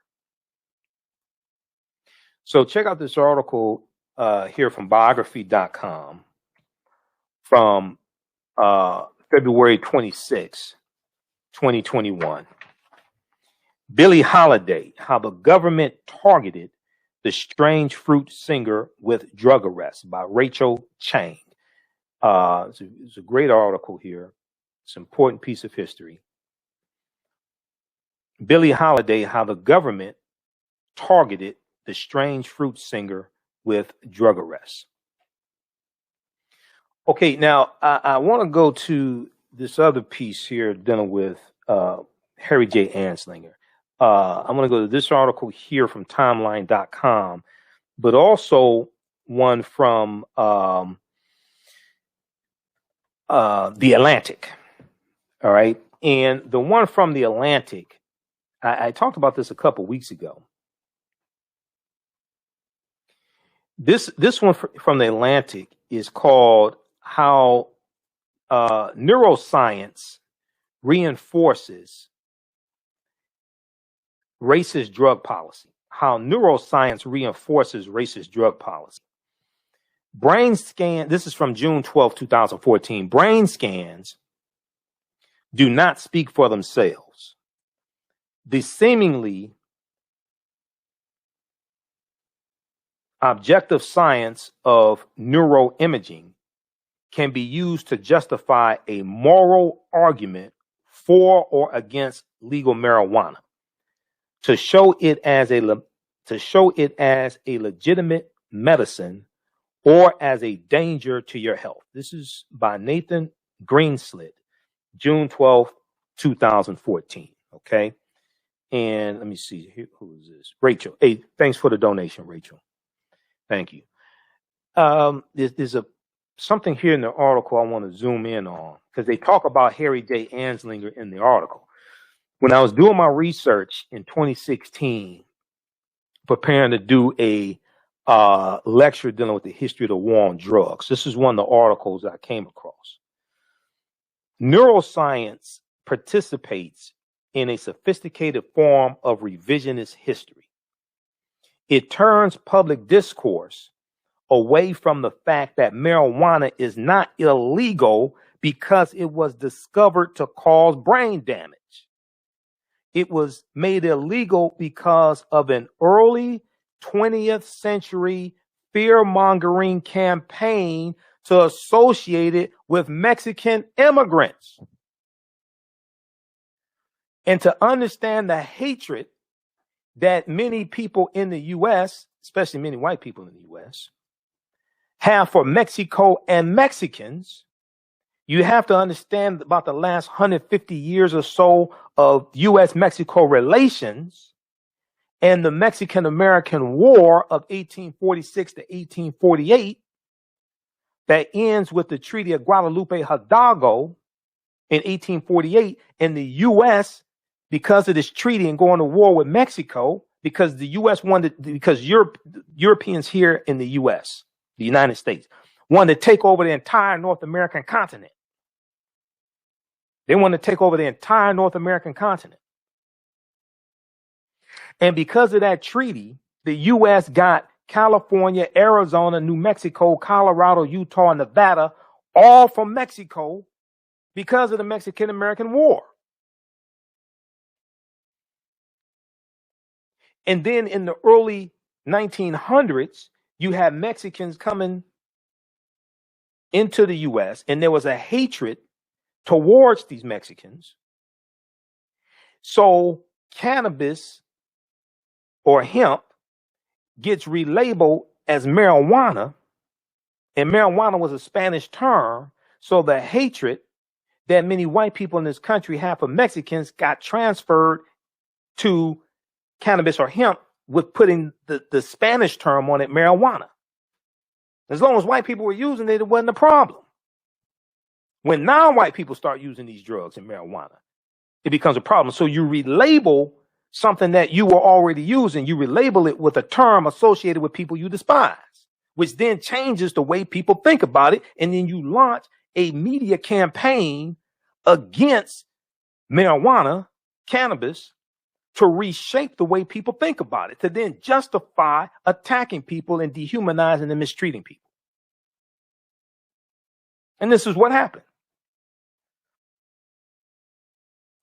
So we go back to this article from The Atlantic. Neuroscience participates in a sophisticated form of revisionist history. It turns public discourse away from the fact that marijuana is not illegal because it was discovered to cause brain damage, but because of an early 20th century fear-mongering campaign to associate it with Mexican immigrant workers. I remember somebody talking about Mexicans were rapists and murderers and they bring drugs into this country. Who was bringing drugs into this country before Mexicans started doing it? I'm just curious. That campaign, infamously led by the first director of the Federal Bureau of Narcotics, Harry J. Anslinger, culminated in the Marijuana Tax Act of 1937, federal legislation that prohibitively taxed cannabis and hemp. Harry J. Anslinger had also become particularly adept at using public media to propagandize the evils of marijuana. His essay, Marijuana Assassin of Youth, was published in the American Magazine that same year. In this article, Harry J. Anslinger offered panic-inducing musings. How many murders, suicides, robberies, criminal assaults, holdups, burglaries, and deeds of maniacal insanity it causes each year, especially among the young, can only be conjectured, can only be guessed. Nobody knows how many people does this marijuana kill. We got to make this illegal. No one knows when he places a marijuana cigarette to his lips whether he will become a joyous reveler in a musical heaven, a mad insensate, a calm philosopher, or a murderer. Sensationalism like this was specifically aimed at white readership. Scare the hell out of white people. Sensationalism like this was specifically aimed at white readership that might worry about such unfathomably dangerous ethnic, drug getting into the hands of children. Now, Harry J. Anslinger's congressional testimony directly betrayed his racist motivations to enact federal legislation against marijuana. Now, this is before he goes after Billie Holiday. This is 1937. He said this fool testified in front of Congress. This fool said, quote, there are 100,000 total marijuana smokers in the U.S., and most are Negroes, Hispanics, Filipinos, and entertainers. Their satanic music, jazz music and swing music, not swinging, that's something else. We can do a show about that, but we ain't talking about that right now. Jazz and swing result from marijuana usage.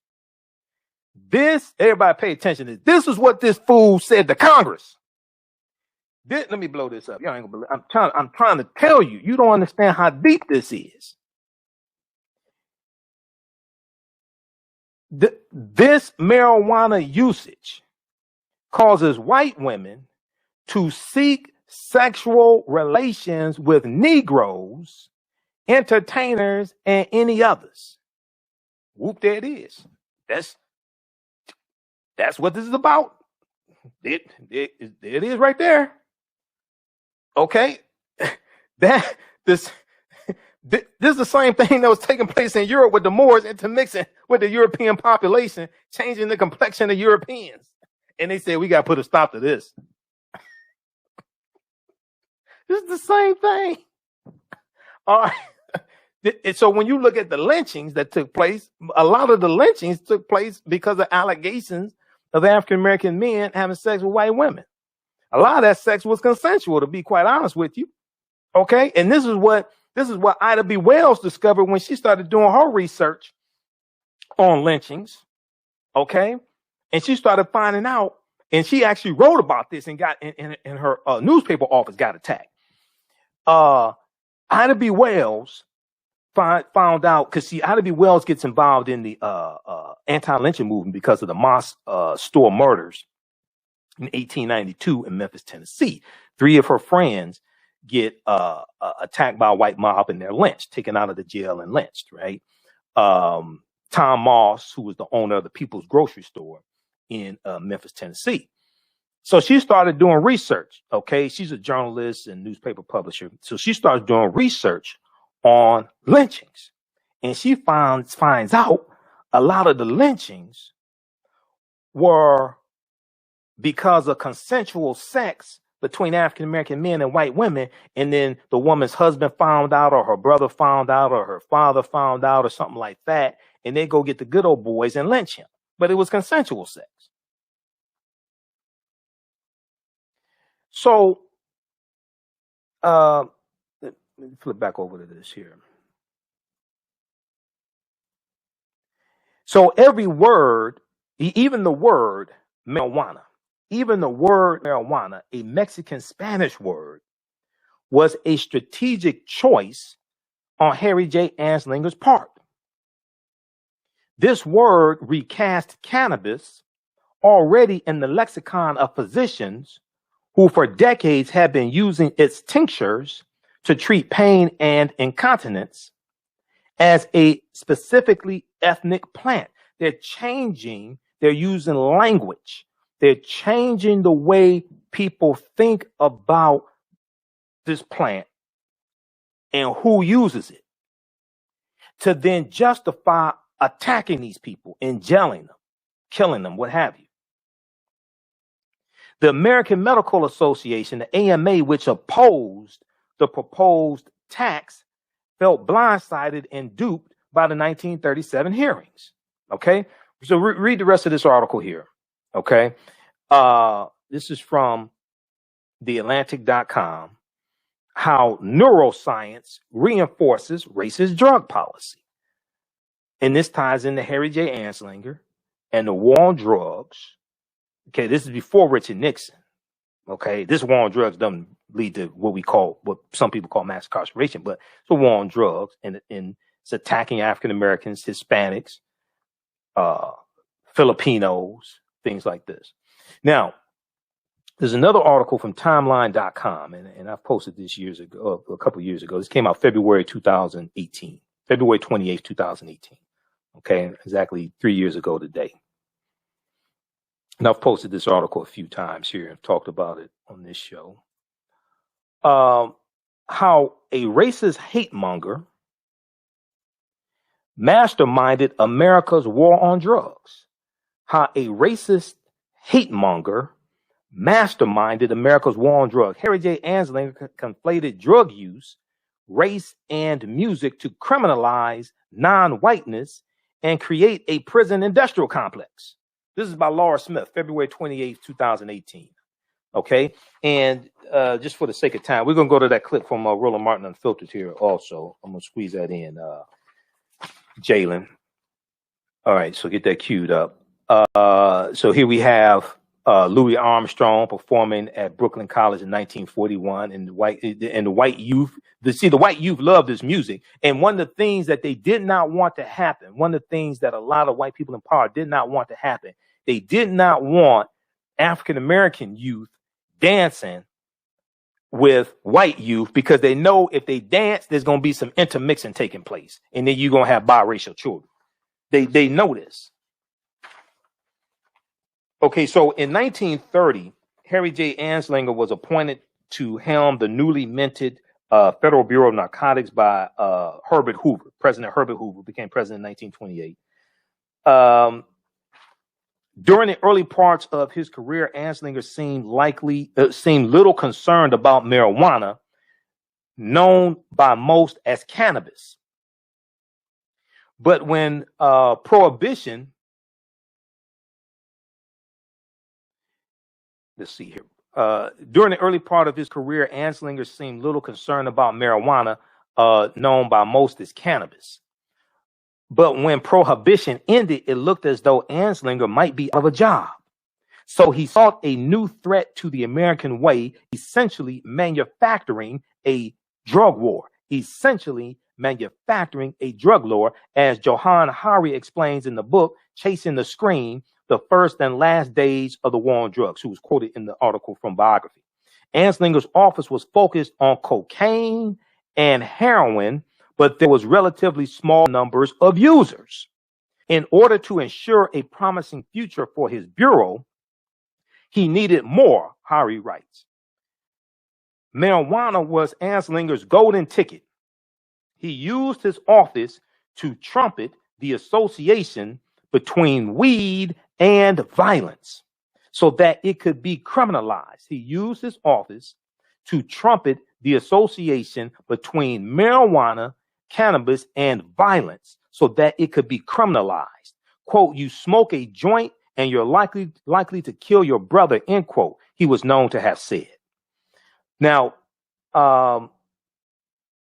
okay, so we talked about his congressional testimony as well. Talked about that. As John Harry goes on to write, quote, jazz was the opposite of everything Harry Anslinger believed in. It is improvised, relaxed, free form. It follows its own rhythm. Worst of all, it is a mongrel music made up of European, Caribbean, and African echoes, all mating on American shores. To Harry J. Anslinger, this was musical anarchy and evidence of a recurrence of the primitive impulses that lurk in Black people waiting to emerge. Quote, it sounded his internal memo said, like the jungles in the dead of night. All right. So read the rest of this article here from timeline.com from February 28th, 2018, how a racist hate monger masterminded America's war on drugs. Harry Anslinger conflated drug use, race, and music to criminalize non-whiteness and create a prison industrial complex. And this is the same Harry Anslinger who brought down Lady Day, Billie Holiday. All right. Those watching on our Facebook fan page, The African History Network, The African History Network, and our YouTube channel, Michael Imhotep, IMHOTEP. Keep watching. We're going to keep broadcasting and keep this discussion going for a few more minutes. If you like this information, you can support the African History Network.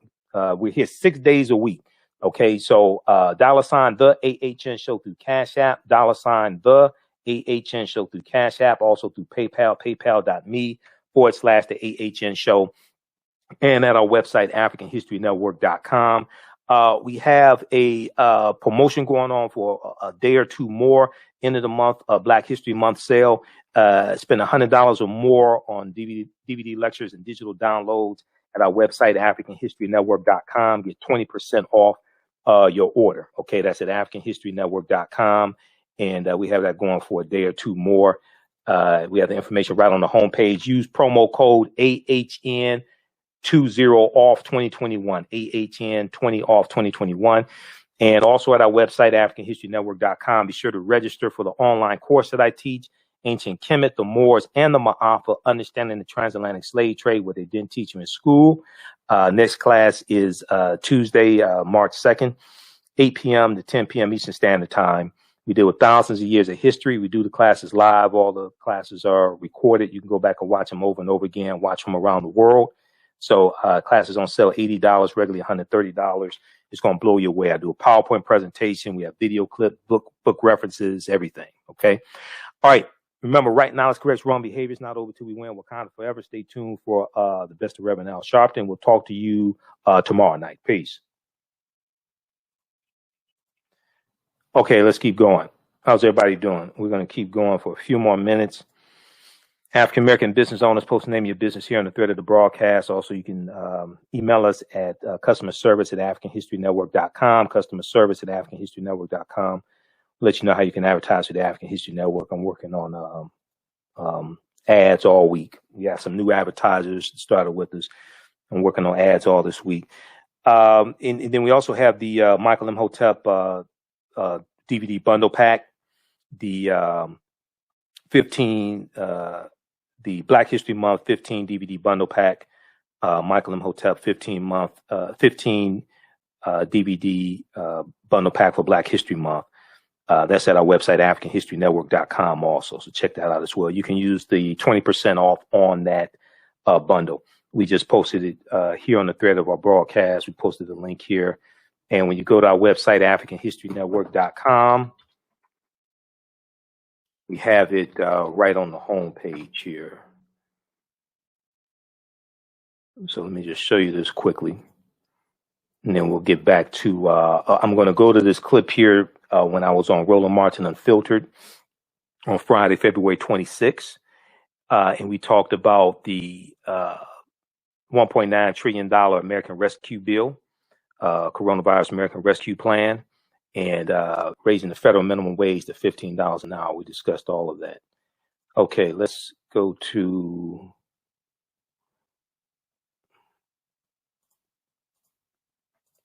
where is that here? Okay. So if you go to our website, AfricanHistoryNetwork.com, and right on the home page, and then scroll down. Where am I? Just 1 second. I'm trying to find the. Okay, here we go. Yeah, when you scroll down, you'll see the info for the 20% off orders of $100 or more. You see that info there. And then information about our radio show, Mondays through Fridays, 11 p.m. to 12 midnight Standard Time, Sundays, 9 p.m. to 11 p.m. You can read articles that I've written here. Click right here. Also, the article dealing with the history of African American History Month. And Dr. Carter G. Woodson is there as well. Click right there. Here's information about the online course. You can register here for it. Ancient Kemet, the Moors, and the Maafa, Understanding the Transatlantic Slave Trade, what they didn't teach you in school. You click here, it takes you to the next page. Click on Enroll.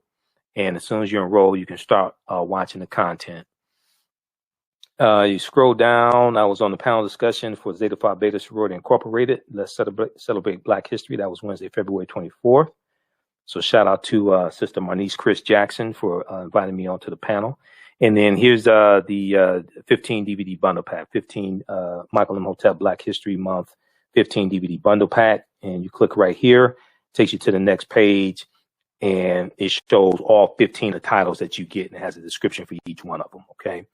All right. So that's going to keep you busy for a while. All right. Let's continue here. So there was an article from thegrio.com. We'll probably talk about this on Monday's show. There was an article from thegrio.com dealing with Andra Day, who once again I think did a fantastic job as Billie Holiday. Okay. And the name of this article, Andra Day on trauma of portraying Billie Holiday. I hated myself in that moment. I'm going to pull this up here. Read this. We'll talk about this. Probably on Monday's show. It's from thegrio.com. The Grio has some really good articles.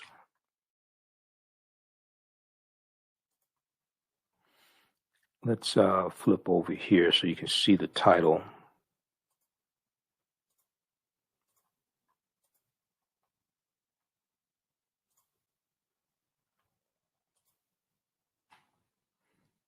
All right. What is this?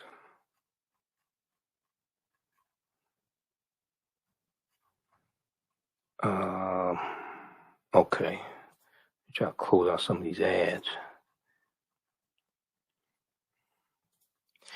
Andra Day on trauma of portraying Billie Holiday. I hated myself in that moment. The Grammy-nominated singer opens up about her starring role in the United States versus Billie Holiday. This is by Courtney Willis. So check out this article here. We'll talk about this probably on Monday's show.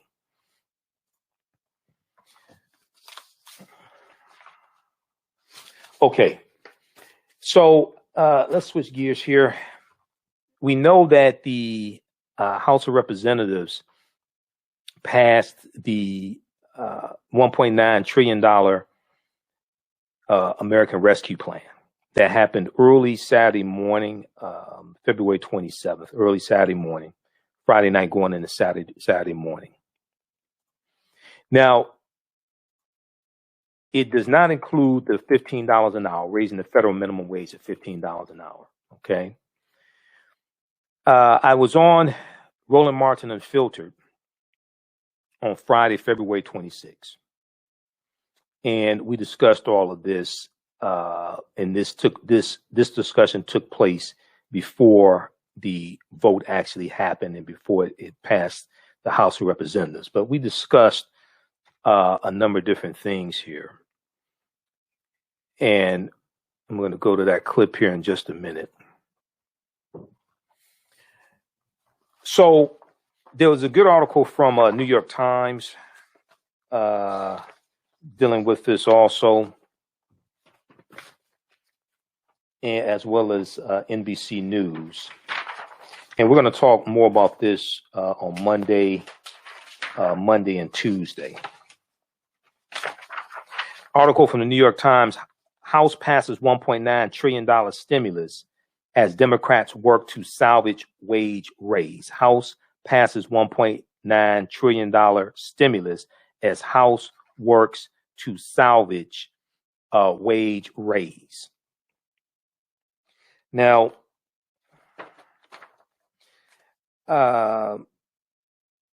every House Republican voted against the measure early Saturday morning, underscoring the depth of the partisan division it has provoked. This bill has provoked.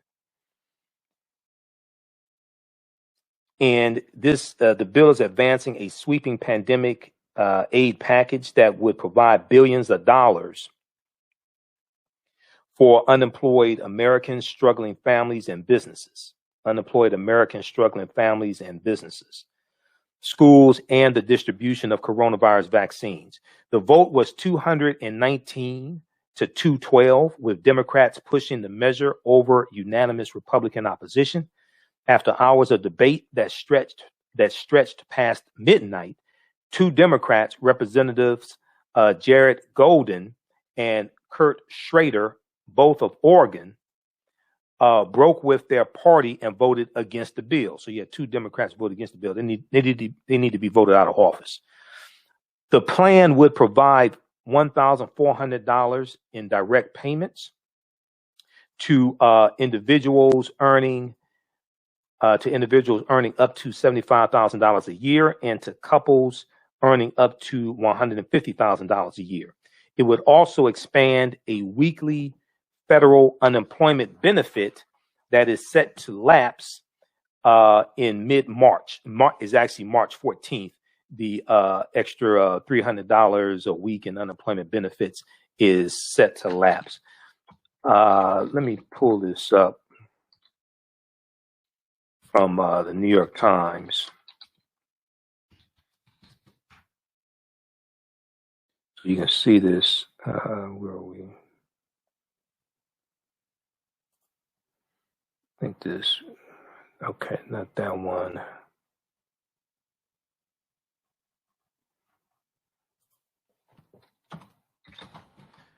Just one second. I want to pull this article up here.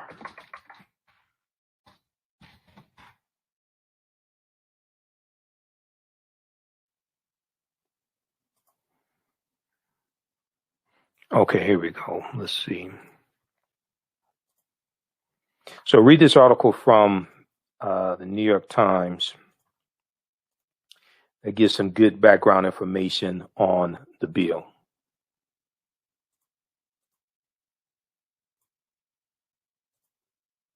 House passes $1.9 trillion stimulus as Democrats work to salvage wage raise. Okay, now it gives some information on what's in the bill. So the plan would provide $1,400 direct payments to individuals earning up to $75,000 a year, and to couples earning up to $150,000. It would also expand a weekly federal unemployment benefit that is set to lapse in mid-March, increasing the payments to $400 a week from $300 a week, and extending them through the end of August 2021. It would increase the child tax credit, provide more than $50 billion for vaccine distribution, testing, and tracing, and allocate nearly $200 billion to primary and secondary schools, and $350 billion to state, local, and tribal governments. All right. So check out this article here. Now, I want to go to this clip here from Roland Martin Unfiltered.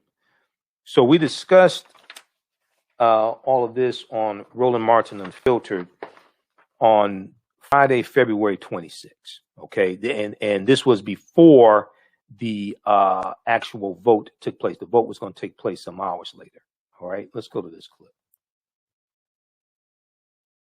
You have power. End of story. Michael, again, I made the point yesterday, and I saw some folks, they were commenting on this on the segment that we did, where I said, Democrats, if you don't pass these things, you're asking to get your butts kicked in 2022. You can't go out and make an argument to people. If you want a Democrat to replace Rob Portman, if you want a Democrat to replace Richard Burr, if you want a Democrat to replace Ron Johnson in Wisconsin, if you want a Democrat to replace Pat Toomey in Pennsylvania. I mean, the reality is Democrats have an opportunity to expand their majority. You're not going to be able to go out and convince people, hey, if y'all come out and vote and do all you can to put us in power, we're going to do what's right. Not when you had the shot. Right. You know, when you have power, you have to wield the power because you don't know how long you're going to have it. But I talked about this last night on my show, Roland. There is an element that there's a tool that I haven't heard anybody mention yet, period, in any of these discussions. That tool is economic withdrawal, targeting certain corporations that back some of these Republicans who are standing in the way and speaking out against the $15 an hour. And what I mean by that is that, you know this, Roland, FEC.gov, Federal Elections Commission, it lists the corporations that donate to people who run for federal office, U.S. House of Representatives, U.S. Senate, and President. we need to really look at, because see, as Dr. Greg Carr said yesterday on your show, there are no rules. There are no rules. Okay. So we really have to take a page from Dr. King, April 3rd, 1968. I've been to the mountaintop. He said we have to always anchor our external direct action with the power of economic withdrawal. If you look at what the CEO of Costco said today, they're raising their minimum wage to $16 an hour. And he said he can't see why, $15 an hour, I should say, raising their minimum wage to $15 an hour. And he said he can't see. No, Costco's going to 16. Yeah. Costco's going to 16. That's what I thought. 16. Go ahead. Yeah.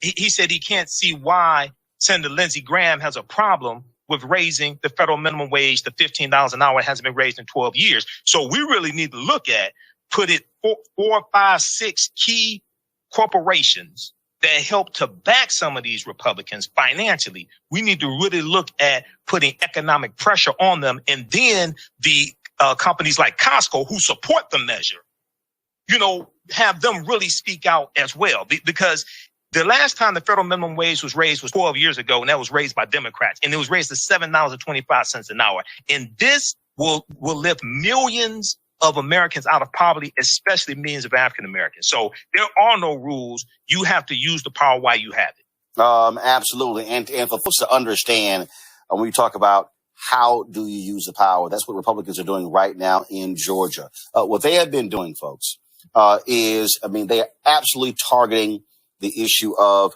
voter suppression. They are passing and introducing bills at a furious pace that in many ways is going to greatly change what happened in that state. Why? Because they're angry that black folks voted. They're angry that black people took advantage of various rules. So check this out. Ari Berman tweeted this here. Republicans, go to my iPad. Republicans on Georgia's Senate Ethics Committee, this is an hour ago, just voted to repeal automatic voter registration, which 5 million of the state's 7.6 million voters used to register. More egregious voter suppression in Georgia. Okay, I'm gonna pause it there. We'll talk about this some more on Monday's show, because we've done over 2 hours here. So we had on Friday on a Rolling Show, we did almost 2.5 hours. Okay, then I had to do this show at 11 p.m. Friday night. So I'll share some more segments of my appearance Friday, February 26th on Roland Martin Unfiltered. You can watch it at on YouTube, Roland Martin on YouTube. We just posted a link here, or on his Facebook page, Roland Martin on Facebook. Check out this article here from Huffington Post. Costco CEO doesn't get Lindsey Graham's problem with a $15 minimum wage. Costco CEO doesn't get Lindsey Graham's problem with a $15 minimum wage. Okay. All right. So check that out as well. Okay. At our website, AfricanHistoryNetwork.com, right before we jumped into this second story, I talked about the 15 DVD bundle pack, Michael Imhotep Black History Month 15 DVD bundle pack. We have that there on sale, and you can look and see all of the titles that come in that bundle. I think we have that also on digital download as well. If you want that on digital download, email me at customer service at AfricanHistoryNetwork.com or AHNShow at AfricanHistoryNetwork.com. But when we scroll down here, just to give you a brief overview. So I have 15 lectures I've done in the past few years, 3 of them dealing with the film Black Panther. This is a almost 3-hour presentation I did dealing with the film Black Panther, a Black Panther analysis, African culture, history, and Afrofuturism. And I show how the film Black Panther ties into and relates to African history, culture, African spiritual systems, African language, different things like that. I deal with what the word Wakanda really means. We find Wakanda in the Omaha Ponca and Sioux Indian Native American languages, and it means possesses secret powers. So we have that one. We have this one here dealing with the real history of African American History Month of Dr. Carter G. Woodson and the Association for the Study of African American Life and History. All of that. That's an almost 3-hour presentation. Have one dealing with Malcolm X, one dealing with the revolutionary Dr. King, the distortion of the legacy of Dr. Martin Luther King Jr., the revolutionary, will not be televised on the television. This is another one dealing with the film Black Panther, lessons from the film Black Panther, economic guerrilla warfare, political self-defense, and how to Wakanda to vote. So I deal with how do we take the enthusiasm from the film Black Panther and use that for economic empowerment and political empowerment. This deals with the Three-Fifths Compromise of 1787 and the history of the Electoral College and how the Electoral College works. The Three-Fifths Compromise, Article 1, Section 2, Clause 3 of the U.S. Constitution did not say we were three-fifths of a human being. That's a misunderstanding of that, but also the way the count was taken, and that ties into the census. The way the count was taken was corrected by Section 2 of the 14th Amendment of 1868 also. And then in 1787, the full population of African Americans was counted as well. 1790, the first census, the full population of free African Americans, the full population of free African Americans was counted. This one here deals with entrepreneurship and economic empowerment, the 13 forms of wealth, and redistributing the pain, keys to economic empowerment and entrepreneurship for African Americans, because I taught entrepreneurship for 7 years. This ties into a lot of history as well. My degrees in business administration. This deals with the history of the national anthem, written by Francis Scott Key in 1814 during the War of 1812, the racist history of the white national anthem and the Pledge of Allegiance. And I tie all that into Colin Kaepernick's protests and the history of Colin Kaepernick's protests. This is a double lecture I did with Dr. David Imhotep, author of the book, The First Americans Were Africans, Documented Evidence. So he's talking about new research from his book, and I'm dealing with great African women in history, the mothers of civilization. This is a 4-hour presentation I did, redistributing the pain, how African Americans historically fought back with economic boycotts. So this deals with documented examples, historic examples of us using different type of economic withdrawal strategies to fight back against white supremacy and racism. That's a 4-hour presentation. This one here I did in 2017 during African American History Month. The Light of Ancient Egypt Awakens the African Mind to Economic Empowerment. That's a really good presentation there. This deals with the real history of the Tuskegee experiment of untreated syphilis on the Negro male.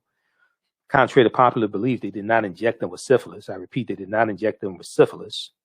The study had 600 men in the study, 399 men in the study, had an early form of syphilis called latent syphilis, L-A-T-E-N-T, where you have syphilis, but you don't have symptoms. The 201 men in the study were the control group. They did not have syphilis. So the men who had syphilis, they were denied treatment and given placebos. It was a horrible study, but they did not inject them with syphilis, as social media memes lie to you and tell you and then don't provide any sources. So it was supposed to be a study that lasted 6 to 9 months, ended up lasting 40 years, ended in 1972. Then there was a lawsuit for reparations as well, filed by Fred Gray. Fred Gray was the same attorney who filed the lawsuit of Browder versus Gale, February 1st, 1956, which went to the U.S. Supreme Court and led to segregation on the buses in Montgomery, Alabama, being deemed as unconstitutional by the U.S. Supreme Court. That's why the Montgomery bus boycott ended December 20th, 1956, because of the ruling from the U.S. Supreme Court. And in the lawsuit of Browder versus Gale, filed February 1st, 1956.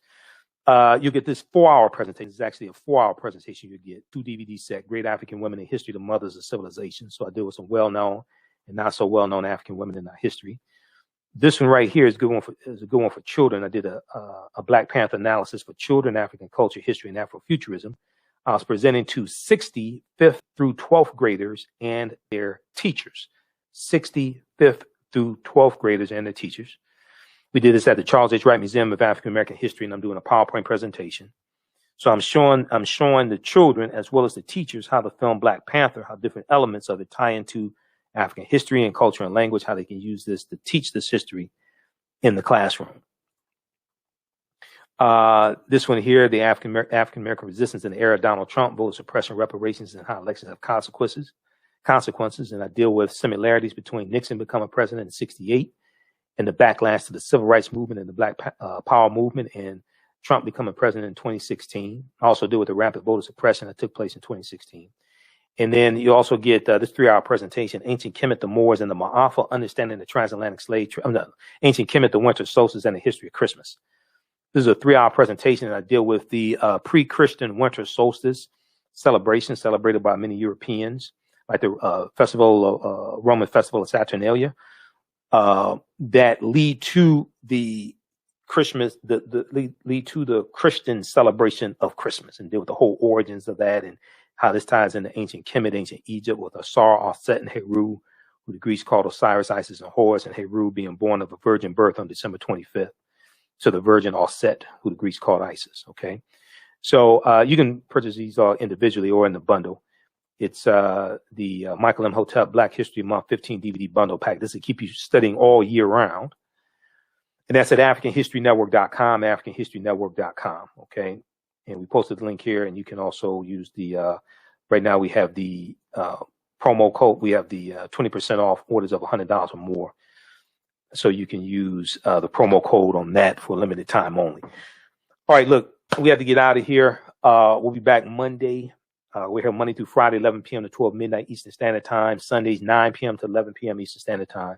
So when you support us through Cash App or PayPal, when you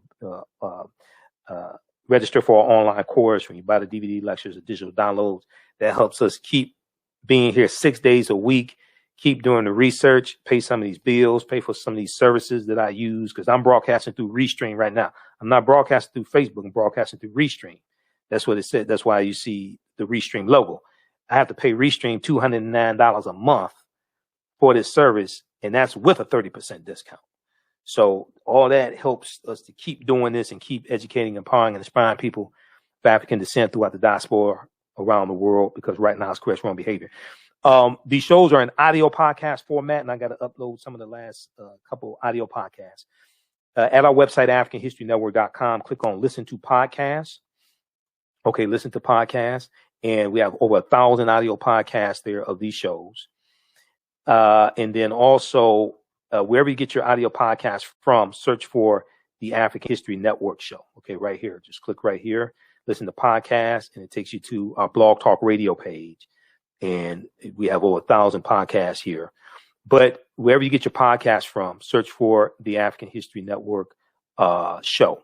Okay, so we're on iHeartRadio and Castbox and FM Player and TuneIn and iTunes. We're on a number of different platforms. Stitcher, we're on a number of different platforms. Okay, and at iHeartRadio, download the iHeartRadio app. You can listen to 910 a.m. the Superstation WFDF through iHeartRadio, or you can listen to it on your AM dial in Detroit. It's a FCC regulated radio station. It's terrestrial radio. It's not internet radio. But you can also listen to through the iHeartRadio app to 910 a.m. the Superstation. And for the African History Network, we have a page on iHeartRadio. Just search for the African History Network show, and they have a few hundred of our podcasts there. Okay. All right, look, we have to get out of here. Remember, at the African History Network, we focus on educating, empowering, and inspiring people of African descent throughout the diaspora and around the world, because right now it's correct wrong behavior. It's not over till we win. Wakanda forever. And thanks for tuning in tonight. Hopefully you learned something. Check out the movie, The United States versus Billie Holiday. And we'll probably talk about this some more. And talk to you all tomorrow night. Peace. Thanks for tuning in. With blackbusinesstee.com, the messages are clear and meaningful. Keep your business in the black and out of the red. Mind your black business. Know your numbers and plan strategically. Black Business Boss, lead your industry. Support black business, encourage, patronize, and uplift one another. BlackBusinessTea.com currently has products sold in Detroit, Atlanta, Chicago, and Los Angeles, with proceeds returned to the black community. They have a wide selection of hoodies, t-shirts, mugs, hats, sweatshirts that support black-owned businesses. Visit the website blackbusinesstee.com. That's blackbusinesstee.com. Have you seen the world-famous No Frowny Brownie yet from the Pink Bakery? If not, what are you waiting for? They are vegan, gluten-free, and free of the big 8 allergens. While eating their No Frowny brownies, the fabulous Miss Tabitha Brown said they were very good. Very good. And you know, if she says that, they are. The Pink Bakery is the first black-owned, big 8 allergen-free baking mix company. Go to thepinkbakery.com, that's thepinkbakery.com, to order their No Frowny Brownie Mix today. Yaya Rule is a line of African print-inspired apparel catered to the black community. The pieces include t-shirts, sweatshirts, hoodies, jackets, dresses, skirts, activewear, bags, and other accessories and home decor. This brand offers a revived way for men and women to wear their black pride and honor their African heritage anywhere at any time. This apparel line is for anyone, whether you are